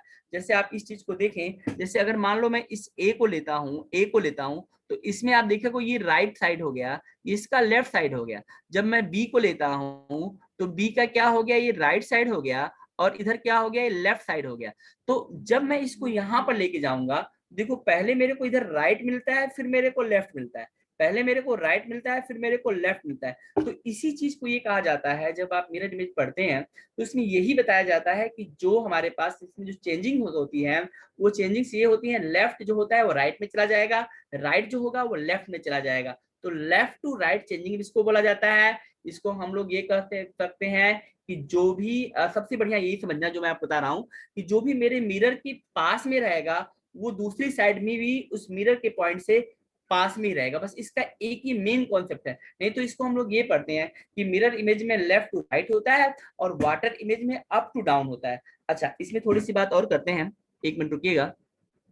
देखिए, जैसे हम लोग इसको थोड़ा जल्दी करते हैं, जैसे मान लीजिए मैं अगला पेज देता हूं। आई होप सो कि आप ये पॉइंट गेट कर पा रहे होंगे। ये मेरे पास ना एक मिरर है, बहुत ध्यान देखना बच्चों, और मैं यहाँ पर एक वर्ड लिखता हूँ, आप उसको ध्यान से देखिएगा, ठीक है। मैं यहाँ पे लिखता हूँ DELHI,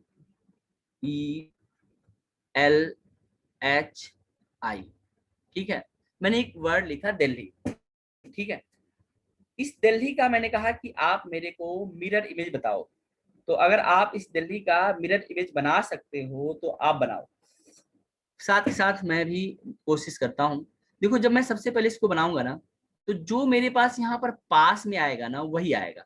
तो आई आएगा, तो देखो आई वर्टिकल सिमेट्रिक है तो आई का वैसा ही रहेगा, एच वर्टिकल सिमेट्रिक है एच का वैसा ही रहेगा। लेकिन आप जरा एल के केस में देखो, एल को देखो, एल जो है, एल एल वर्टिकल सिमेट्रिक नहीं है। अगर एल को मैं बीच में से यहाँ से कट कर दूं, आप इस बारे में ध्यान रखिएगा, जब एल को मैं बीच में से, मान लीजिए मैं थोड़ा बड़ा लिख देता हूँ एल को, और एल को अगर मैं बीच में से कट करता हूँ तो जो इसकी लेफ्ट साइड में वो राइट साइड में नहीं है। एच के केस में है। अगर मैं एच को ले लेता हूँ, मान लीजिए थोड़ा सा इसको बड़ा करता हूँ और एच को मैं कट करता हूँ बीच में से, तो बोथ आर द सेम। मेरी बात आप समझ पा रहे हैं? तो जब मेरे पास यहाँ पर एल आता है ना बच्चे, और एल को मैं करूंगा ना, तो निश्चित रूप से एल का जब आप कोड करोगे ना, तो ये देखना एल का जो कोड आएगा ना वो ऐसा आएगा, ऐसे आ जाएगा। मेरी बात आप समझ पा रहे हैं? जब ई जैसे ई का कोड है, देखो ई का कोड भी चेंज हो जाएगा, ई का कोड क्या हो जाएगा यहाँ पर चेंज हो जाएगा। ठीक है, अगर मैं डी की बात करूं तो डी का भी देखो कोड क्या हो जाएगा, डी का भी कोड क्या हो जाएगा। देखो जब आप इसका करोगे ना यहाँ पर, तो आप ये देखना जब दिल्ली है मेरे पास, और दिल्ली का जब मेरे को कहा जाएगा कि आप इसका वाटर इमेज बनाओ, सॉरी मिरर इमेज बनाओ, तो दिल्ली का मिरर इमेज कुछ ऐसा बनेगा। पहले आई आएगा, फिर एच आएगा, फिर एल। एल की चेंजिंग को देखो, एल क्यों चेंज हुआ ये बात आप समझो। ई तो देखो ई चेंज हुआ, क्यों चेंज हुआ वो आप देखो। डी को देखो, डी चेंज हुआ है क्योंकि इसकी चेंजिंग है लेफ्ट टू राइट की। चेंजिंग यहाँ पर भी हुई होगी, आई में भी हुई होगी, एच में भी हुई होगी, but in the case of the I and H, because the region is I and H, both are the vertical symmetric, so we find the same in the case of I, we find the same in the case of H, we find the same in the case of O, we find the same in the case of the M, we find the same in the case of A, we find the same in case of the vertical image, in case of the mirror image। तो आप यहाँ से इस तरह से इसका code देख सकते हैं। ये हमने आपको बताया थोड़ा सा कि इमेज के बारे में बता रहा था। जरा सा इसमें एक दो बातें और मैं आपके साथ में करता हूं, आप ध्यान दीजिएगा। अब एक चीज आप देखो, जैसे मैं कहता हूं कि ठीक है भाई ये हमारे सामने क्या है, एक मिरर है। ओके, बड़ी छोटी छोटी बातें हैं, आप इससे सीखो, और मुझे लगता है कि फिर जब आप पढ़ना शुरू करोगे तो एकदम प्रॉब्लम नहीं होगा, आप चीजों को अच्छे से करते चले जाओगे। जैसे मान लो बच्चे, मैं यहाँ पे लिखता हूँ 1, मैं यहाँ पे लिखता हूँ 2, मैं यहाँ पे लिखता हूँ 3, मैं यहाँ पे लिखता हूँ 4, मैं यहाँ पे लिखता हूँ 5। ठीक है, और मैंने कहा कि मुझे क्या करना है, इन सारे लेटर्स में से, सॉरी इन सारे नंबर्स में से कौन सा ऐसा नंबर्स है जिसका मिरर इमेज चेंज नहीं होगा। ठीक है भाई, इसका आंसर जरा आप मुझे बताएं।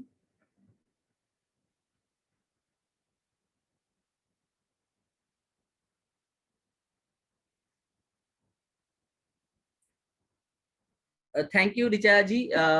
ये लिंक है जिसमें आज का क्विज है, इसको सब आप सभी लोग पार्टिसिपेट करेंगे, जो आप मैसेज बॉक्स से आप देख सकते हैं। हमारे साथ हैं रिचा जी जिन्होंने इसको शेयर किया है। वापस आते हैं, सौम्या। सौम्या बिल्कुल ठीक आपने बताया बेटा। और कोई ऐसा डिजिट जिसका चेंज नहीं होगा 1 के अलावा। 1 बिल्कुल ठीक आपने बताया। 1 एक ऐसा है कि इसका मिरर इमेज चेंज नहीं होगा। Reason 1 is the vertical symmetric. नहीं, इसमें 1 2 3 4 5 में हाँ बिल्कुल सही बता रहे हैं। उसके बाद तो आप देख सकते हैं 8 भी है, उसके बाद आप देख सकते हैं कि 0 भी है। 0 है कि नहीं है?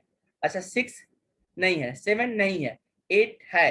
देखो 8 को हम देख सकते हैं, ठीक है, 0 को हम देख सकते हैं, ठीक है।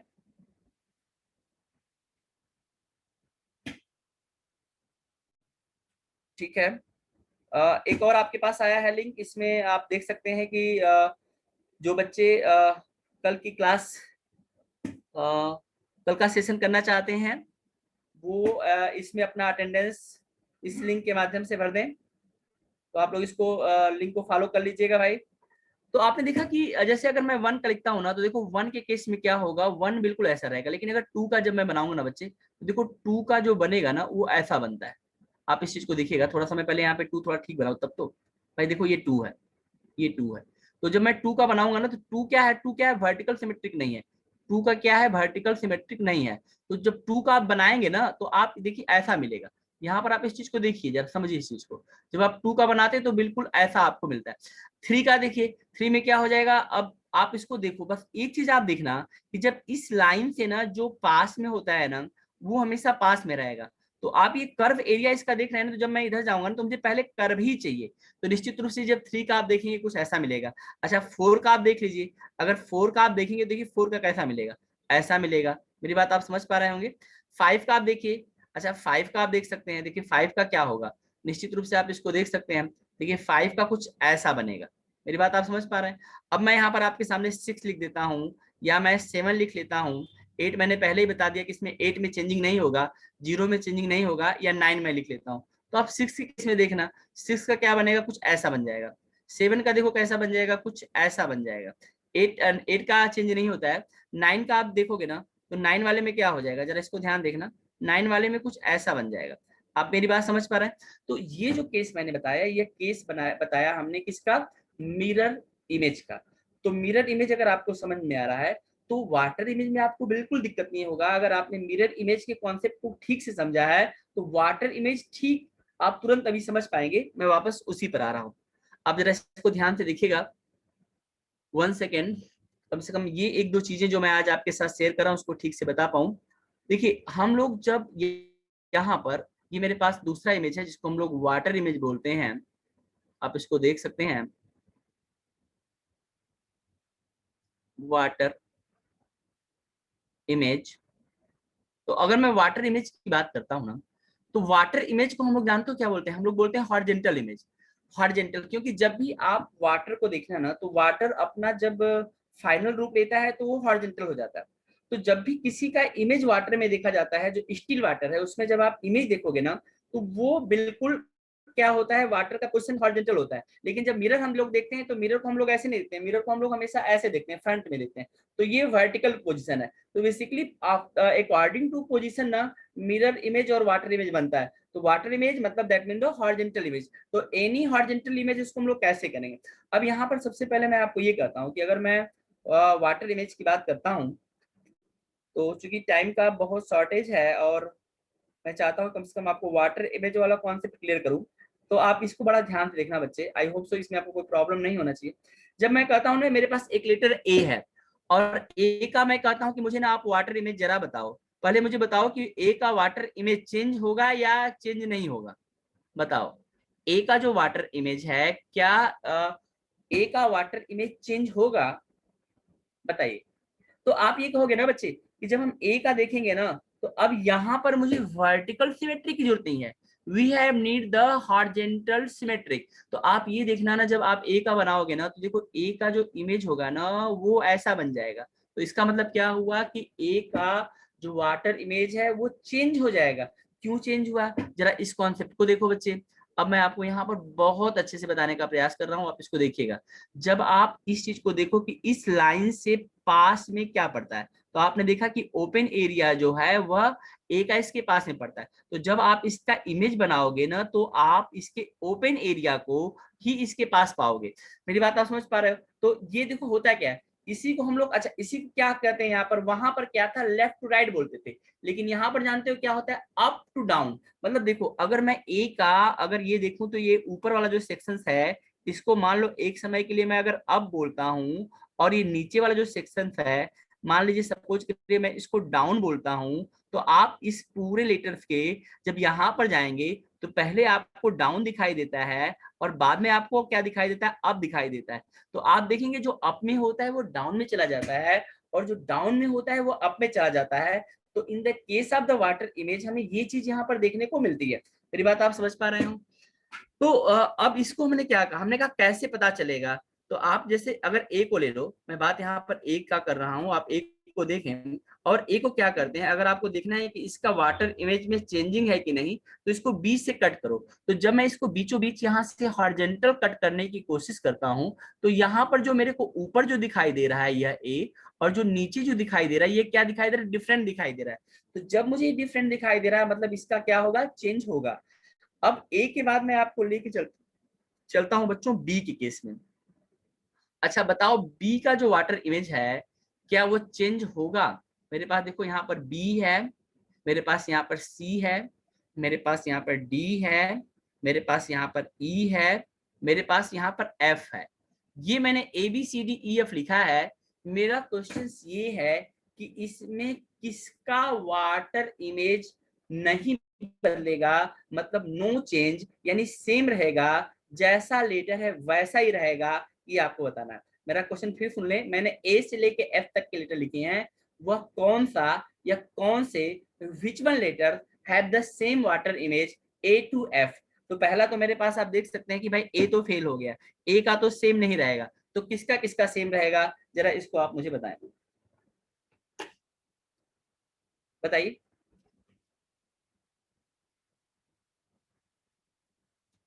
क्योंकि मेरे पास एक आंसर आया है, इसको हम लोग देखते हैं। भाई सबसे पहले मैं आपके आंसर को ज्यादा इंपॉर्टेंट दूंगा। मेरे पास 2 आंसर आ चुका है, मेरे पास सौम्या ने सबसे पहले आंसर भेजा है, मेरे पास प्रखर लगातार शुरू से ही आंसर दे रहे हैं, मतलब प्रखर आप रीजनिंग पढ़ते हैं अच्छे से, ये मुझे पता चल रहा है। तो निश्चित रूप से देखिए मेरे पास आंसर है बी का, सी का, डी का और ई का। ठीक है, मैं भी चेक करता हूँ और मुझे लग रहा है कि आपने सही बताया है। बाकी लोग भी इस प्रश्न का आंसर जरूर दें। बहुत अच्छा प्रयास आपने किया है। देखो in the case of the B ना, अभी जब हम लोग इसका बी का जब हम लोग मिरर इमेज देख रहे तो चेंज होता था, लेकिन यहाँ पर तो आप देखोगे ना तो बी बी जैसा ही दिखाई देगा, सी सी जैसा दिखाई देगा, डी डी जैसा दिखाई देगा, ई ई जैसा दिखाई देगा। लेकिन जब आप एफ की बात करोगे ना तो एफ का इमेज ऐसा बन जाएगा। आप इसको देखना बच्चे जरा ध्यान से, तो एफ का इमेज क्या हो जाएगा, इमेज ऑफ एफ क्या हो जाएगा, यहाँ पे चेंज हो जाएगा। तो मतलब बी में कोई चेंजिंग नहीं है, सी में कोई चेंजिंग नहीं है, डी में कोई चेंजिंग नहीं है, ई में कोई चेंजिंग नहीं है, और एफ में क्या कर सकते हैं कि एफ में चेंजिंग है। तो मैं ये कहता हूं कि जब यहाँ पर आप बी को देखते हो ना बच्चे, ध्यान से देखो बी, तो आपने कहा कि बी का चेंज क्यों नहीं हुआ, तो देखो जो बी का डाउन का पोजीशन है और जो बी का अप का जो पोजीशन है वो दोनों क्या है, सेम है। ठीक है, तो आप यहाँ पर ये देखना बच्चे, बी का हमने देखा कि बी का सेम है, सी का सेम है, डी का सेम है, ई का सेम है और एफ का क्या है, सेम है। यहाँ से आप इसको देख सकते हैं, क्योंकि देखो जब आप यहाँ पर देखो, मैं आपको बता रहा हूँ, यहाँ से बी को लो और इसको यहाँ से कट करो, यहाँ से कट करो। अगर मैं सी को यहाँ पे लेता हूँ ना, सी को यहाँ से कट करो, या अगर मैं डी को लेता हूँ ना तो डी को यहाँ से कट करो। मेरी बात समझ पा रहे हैं? अगर आप यहाँ पे ई को लेते हो ना तो ई के यहाँ से आप कट करो। जब आप इसको मीड में से कट करते हो ना तो up and down both are the same, that is called the horizontal symmetry. तो जो भी कोई सिंबल, जो भी कोई पिक्चर ना हॉरिजॉन्टल सिमेट्रिक होगा ना तो उसका वाटर इमेज चेंज नहीं होता है। क्या मेरी बात आप समझ पा रहे हैं प्यारे बच्चों? निश्चित रूप से हम लोग बहुत ही आराम से एकदम छोटे बच्चे की तरह, कि हम ये मान चलते हैं ना कि आपको इसका कुछ भी एबीसीडी नहीं पता है, एंड हर एक चीज पर लगातार हम लोग यहाँ से बहुत अच्छे से प्रयास करते हैं। निश्चित रूप से और भी क्लास आपको मिली होगी या मिलेगी। पीएलए की पूरी टीम लगातार इसमें काम कर रही है। पाहुजा लॉ एकेडमी लॉ का इस समय मुखर्जी नगर का सबसे तेजी से और रिजल्ट देने वाला संस्थान बन चुका है। तो उसका ये इसलिए बना है क्योंकि हमारे साथ जो बच्चे होते हैं ना, आप सभी लोग ना वो बहुत मेहनत करते हो। मैंने ये देखा है कि भाई बिना आपके मेहनत के शायद हमारी मेहनत अधूरी रह जाती है। और पीएलए का पूरा ध्यान रहता है हर एक एक बच्चे से के क्वेश्चन को, डाउट को लगातार हम लोग ना सॉल्व करते हैं। जो भी कुछ आप पूछते हैं ना तो हम लोग कोशिश करते हैं कि उसका चाहे जितना भी आप क्वेश्चन पूछते हैं उसको हम लोग साथ के साथ ही क्या करते हैं, वो सारा आंसर आपको बताते हैं। जो भी कुछ आप होमवर्क करते हैं या ऑनलाइन आप कोई क्वेश्चन पूछते हैं या क्लास के माध्यम से पूछते हैं, वो सारा चीज हम लोग आपको बहुत अच्छे से कराते हैं। तो आप निश्चित रूप से एक अच्छा संस्थान है। और आज मैंने आपको क्लास लिया है, निश्चित रूप से आपको क्लास का कैसा फीडबैक रहा ये तो आपको पता चलना चाहिए। कि आप सामने होते तो शायद मैं आपसे और बात कर पाता, आप खुल के बात कर पाते, लेकिन आप अपने कमेंट के माध्यम से कि आपको क्लास कैसा लगा, क्या चीजें समझ में आई, क्या चीजें समझ में नहीं आई, अगर कोई सुझाव आपका है तो वो जरूर आप दें। हम लोग क्या करते हैं उस चीज को ना हमेशा अपडेट करते हैं। दूसरी चीज की मैं बता रहा हूँ कि हम लोग पूरा हर एक बात जो होती है क्लास में वो एग्जाम ओरिएंटेड होती है। तो ये मतलब किसी भी बच्चे के लिए बड़ी अच्छी बात होती है। पिछले लगातार वर्षों में हमने बहुत अच्छा रिजल्ट दिया है, वो सारा आपको शो किया जाएगा, बताया जाएगा। जो मार्केटिंग के लोग हैं वो आपको पूरी तरह से एक बात बताएंगे। बट मैं ये कहना चाहता हूँ कि अगर आप सच में सीरियस हैं पढ़ाई को लेकर के तो अपना कोई भी टाइम सिंगल सेकेंड कहीं भी व्यस्त मत जो है आप बेकार करें। जो भी आपको गाइडेंस चाहिए आप पीएलए के ऑफिस में आए, यहाँ संपर्क करें। जो भी यहाँ के कॉन्टेक्ट नंबर है उनके माध्यम से आप जुड़ें। एक एक चीज पर हमारे जो एक्सपर्ट हैं वो सब आपको प्रॉपर गाइडेंस देते हैं। और एज ए फैकल्टी मैं यही कहूंगा बच्चे की, जब आप अपने अंदर एक अच्छी हैबिट रखते हो पढ़ने की, 6 से 8 घंटा मेरे हिसाब से बहुत सफिशियंट समय होता है। लेकिन आप पढ़ने वाले बच्चे उसको भी क्रॉस करके आगे चल जाते हो, 10 से 12 घंटे में चले जाते हो। लेकिन मैं कहता हूँ 6 to 8 आवर रेगुलर आप पढ़ें, सही गाइडेंस में पढ़ें, तो आई होप सो कि कहीं कोई दिक्कत नहीं होती है। और पूरी पाहुजाला एकेडमी इसी पर काम करती है कि मेरे बच्चे का रिजल्ट हो। हम लोग सभी लोग एक एक सिंगल क्वेश्चन पर बड़े आराम से बात करते हैं, एक एक चीज को बताने का प्रयास करते हैं। तो आज आप अपने मित्र, अपने भाई एसके सिंह, अपने शिक्षक एसके सिंह को अनुमति दीजिए। बाकी जो हमारे साथ टीम में है वो लोग आपसे कम्युनिकेट करेंगे, आगे बात करेंगे। Thank you so much. Thank you Saumya. Thank you, sir, for sharing your knowledge with us. Now let's move towards the quiz. The link of the quiz is available in the chat box. So I would request all the participants to attempt it within 10 minutes. And meanwhile, I would request our keynote speaker, Mr. S.K. Singh, to please clarify some of the doubts. So there is this question. What are the topics in logical reasoning which are very important that one should cover before examination? देखिए, अगर हम बात करते हैं तो अभी हमने आपको 2 सेक्शन पर बात किया था। जो थर्ड सेक्शन है जिसको हम लोग एनालिटिकल रीजनिंग बोलते हैं, इसके कई सारे टॉपिक हैं जो बहुत इंपॉर्टेंट रोल में हैं, जिसमें कि आप देख सकते हैं एजम्पशंस का टॉपिक है, एजम्पशंस एंड आर्गुमेंट का टॉपिक है, कंक्लूजन्स का टॉपिक है, ठीक है। इसके बाद आप वहां पर देख सकते हैं एक बहुत इंपॉर्टेंट टॉपिक होता है सिलोजिज्म, जो स्टेटमेंट एंड कंक्लूजन से बिल्कुल डिफरेंट और यूनिक आइडिया पे चलता है, तो वो एक बहुत महत्वपूर्ण टॉपिक है। कोर्स ऑफ एक्शन का टॉपिक है, डिसीजन मेकिंग का टॉपिक है। तो ये कई सारे टॉपिक्स हैं, 4, 5, 6 टॉपिक हैं जो आपको अच्छे से करने होते हैं। एनालिटिकल रीजनिंग का एक सेक्शन होता है। तो ये सारी चीजें, पूरा सिलेबस हम आपको रिटन फॉर्म में, पीडीएफ फॉर्म में आपके पास भेज देंगे, वो आप सभी बच्चों को मिल जाएगा। जी जी Saumya. Sir, the next question is, can we skip some of the logical reasoning topics if we haven't touched it yet? देखिए, डीआई जो होता है, डीआई बहुत इंपॉर्टेंट सेक्शन है। उसमें एक टॉपिक है डिसीजन मेकिंग का। डिसीजन मेकिंग का जो टॉपिक है, आज आप उसको पढ़ेंगे तो वो पूरा का पूरा डाटा, डीआई का जो सेक्शन है बेसिकली वो क्या है कि मैथ का सेक्शन है सुनिया। तो डीआई जो है, जब हम लोग मैथ करेंगे तो उसके साथ हम डाटा इंटरप्रिटेशन पर बात करेंगे। बाकी जो डीआई का कुछ जो कैलकुलेटिव पार्ट होता है, जब आप डिसीजन मेकिंग जैसा टॉपिक पढ़ते हैं तो उसमें यूज होता है। प्लस जो पजल टेस्ट हम लोग पढ़ते हैं, बहुत इंपॉर्टेंट टॉपिक है पजल टेस्ट, तो उसको जब हम लोग पढ़ेंगे तो उसमें देखेंगे। जी Saumya. Sir, next question is, how many questions one should attempt if they are not sure about the answer? देखिए, Guess work, sir. नहीं ऐसा कोई भी नहीं है। रीजनिंग को अगर आप ठीक से पढ़े हैं, मैं तो ये करता हूँ कि अगर आप 4 मंथ, केवल 4 मंथ आप मेरे को दें, तो मुझे नहीं लगता है कि कोई भी ऐसा क्वेश्चन है जिसका आंसर आप नहीं दे पाएंगे, ठीक है। क्योंकि आप इसका जो है ना, जब आप सिलेबस देखोगे ना तो बड़ी फिक्स चीजें हैं, ठीक है ना। तो वो हम लोग ना, जैसे मान लीजिए सपोज करो कि मैं कहता हूँ कि चैप्टर 1 में मान लो कुल 30 टाइप है, हमने कोडिंग डिकोडिंग पढ़ा है आपको। हम लोग क्या करते हैं उसमें 10 से 15 टॉपिक और ऐड करते हैं, मतलब क्या करते हैं, सिलेबस को और वाइड करने का प्रयास करते हैं, अगर हमारे पास टाइम रहता है तो। अब मान लीजिए कोई बच्चा क्रैश कोर्स में है ना, तो हम लोग फिर 30 में से भी 4-5 टॉपिक जो कम इंपॉर्टेंट होते हैं उसको हटा के 25 टॉपिक कराते हैं। लेकिन जब हम रेगुलर कोर्स में पढ़ाते हैं ना, तो हम लोग ये ध्यान रखते हैं कि हम अगर मान लो 30 टाइप के क्वेश्चन बनते हैं, तो हम लोग 40, 45, 42, 50 उस तरह से हम उसको इंक्रीज करके एक बड़ा एरिया लेके चलते हैं। तो रीजनिंग के सेक्शन से आप कोई क्वेश्चन छोड़ के आओ, ये तो नहीं होता है। रीजनिंग का तो मुझे लगता है कि हर एक बच्चा जो एग्जाम दे के आता है वो बताता है कि नहीं सर, हम लोग सारा क्वेश्चन अटेम्प्ट करके आए हैं, और आप कर भी सकते हैं। तो छोड़ने के लिए तो मत सोचिए इसको, ये पूरा स्कोरिंग होता है, इसको आपको करके आना है बच्चे। जी Saumya. Yes, sir. Sir, there is this question that how much time we should spend on this section while giving the exam? देखो, फॉर दिस सेक्शन ना मैं कहता हूँ कि आप डेली ना मतलब एक तो क्लास मान लो आप 1.5 आवर की ले लो, और उतना ही टाइम 1.5 थोड़ा सा और ज्यादा कर लो, 2 आवर्स ना। 2 आवर्स अगर आप दे रहे हो, वीक में 3 डेज भी दे दो तो सफिशियंट है। वीक में 3 डे दे दो, 3 या 4 डे दे दो, या आप एवरेज देखो तो पर डे मैं कहता हूँ कि 1 आवर इफिशियंटली अगर आप 1 आवर पढ़ते हो क्लास के बाद ना, तो सफिशियंट है बच्चे। बहुत ज्यादा मुझे लगता है कि इसमें आपको बहुत ज्यादा समय देने की जरूरत है, तो 1 आवर दे दो। लेकिन अगर अगर आप कोई बच्चा 1.5 या 2 आवर्स रेगुलर दे रहा है ना, तो वो बहुत अच्छा करेगा। जी जी Saumya.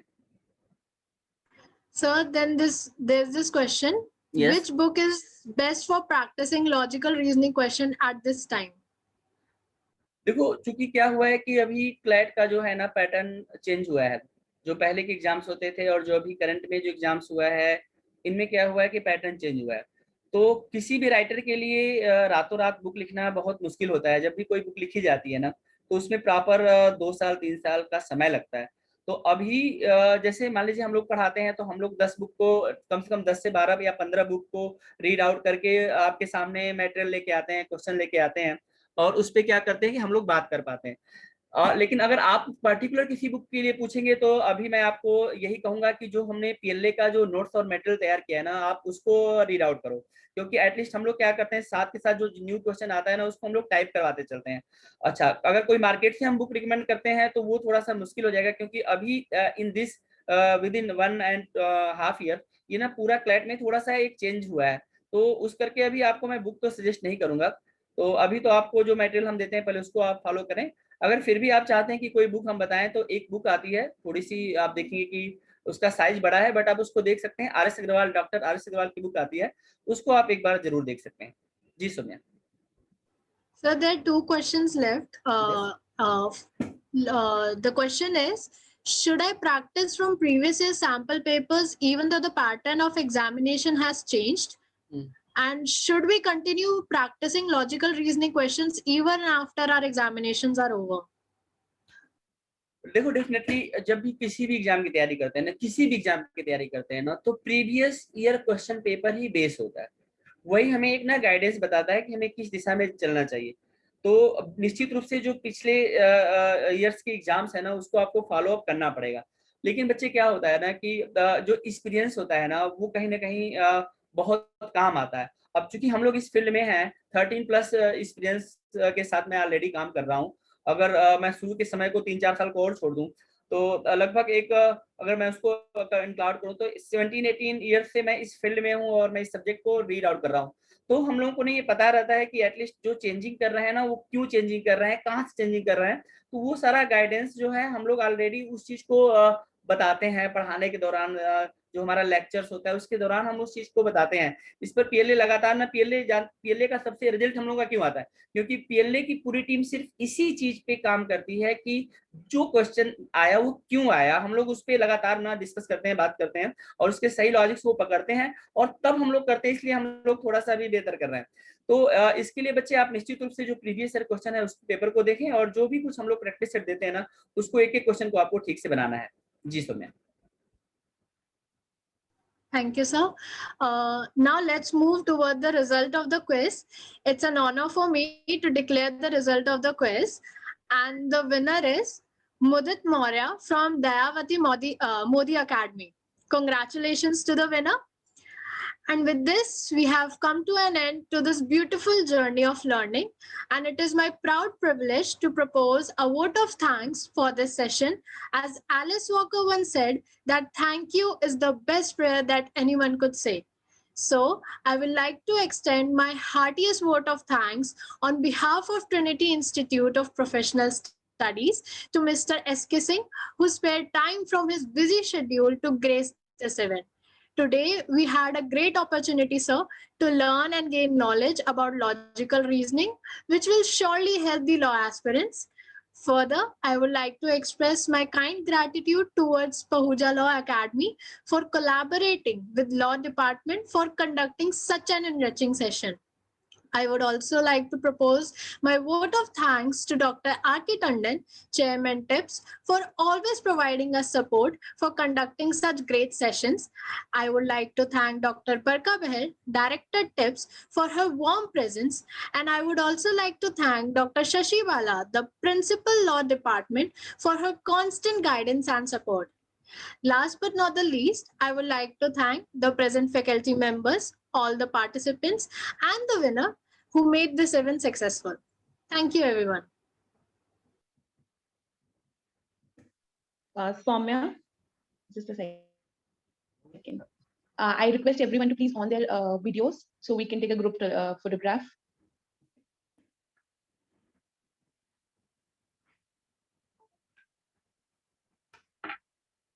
Sir,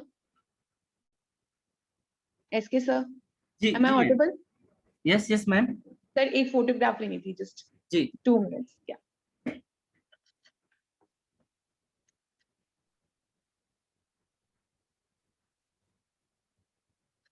All right. I guess it's done. Thank you. Thank you, sir. Thank you for coming. Thank you all of you for all the participants for participating in this event.